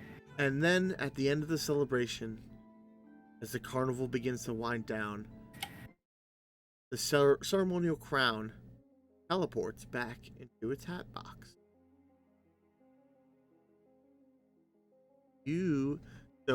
Julia, Yes. you have now gained a supernatural gift known as the Charm of the Monarch. So Okay. I'll get you the effects, but I'll read them so everyone Yes. knows, which is... Okay. You can sprout a pair of beautiful butterfly wings. As long as you have the wings, you gain a flying speed equal to your walking speed, and you gain a +5 bonus to all charisma-based ability checks. Whoa. These effects last for 1 hour. After you use this charm 3 times, it vanishes from you forever. Dang. So you can put a note that you are the Witchlight Monarch. Nice. Okay. And I'll send that's you the information great. of what you of what the actual effects are. But as you are crowned and you feel this moment, glory, and you get a feeling that the vein chose you because you did the most good for the carnival. And it seemed that it was not random and that it went for whoever did the most help. And it seems like you did. And so, as the kind of night fades down, you notice that something is strange. As you are now a monarch and nobility in this carnival, for whatever that means, tied to the Fey realm, You notice that your rapier seems to have sprouted flower buds across the basket hill, as it is somehow transformed into something. And that's where we will end tonight's session of Mag's Growth Quest. Dang. Nice. Okay. Very I'm cool. gonna miss Mr. Papadopoulos. I promise him I'm gonna like write him letters at some point. Oh, don't you worry. Yeah, by the way, as soon as you get crowned and like the crowd stop like carrying you around, yeah. no, I don't disappear. Papadopoulos starts like essentially going through conspiracy theories. Like, you realize you're part of the problem now, right? Like, you're the man. Like, when the people look up to the crowd and they don't like, you're that now, and like. Yes, but like you said, now I'm royalty, so that's good, right? Because by Fae rules, that has to count for something. Totally. Yeah. Yeah, Mistral has come up to you and is like, congratulations, your rule will end in a bloody revolution. Oh, wait a minute. Today's Tuesday. Never mind. You have wings. Congratulations. Well, it still might, but I don't know what that means. Okay. I will say this, Mistral, you feel like a weight has lifted from your shoulders as whatever you were sent to do, one has been completed. I just kind of like nod and look around, and then randomly I point at you, Meg, and I scream, "Usurper!" Okay. And then I just look around like I never said it. Well then, that's interesting. All right, everyone. Yeah, that's awesome. You guys are amazing. There are a lot of good fucking lines. Yeah, thank you so much. This was classic. Thanks for having me. Sam, Had it a was good great. time. Yeah, No, that was great, Sam. Welcome aboard, man. Yeah. yeah. Well, I will say this, everyone.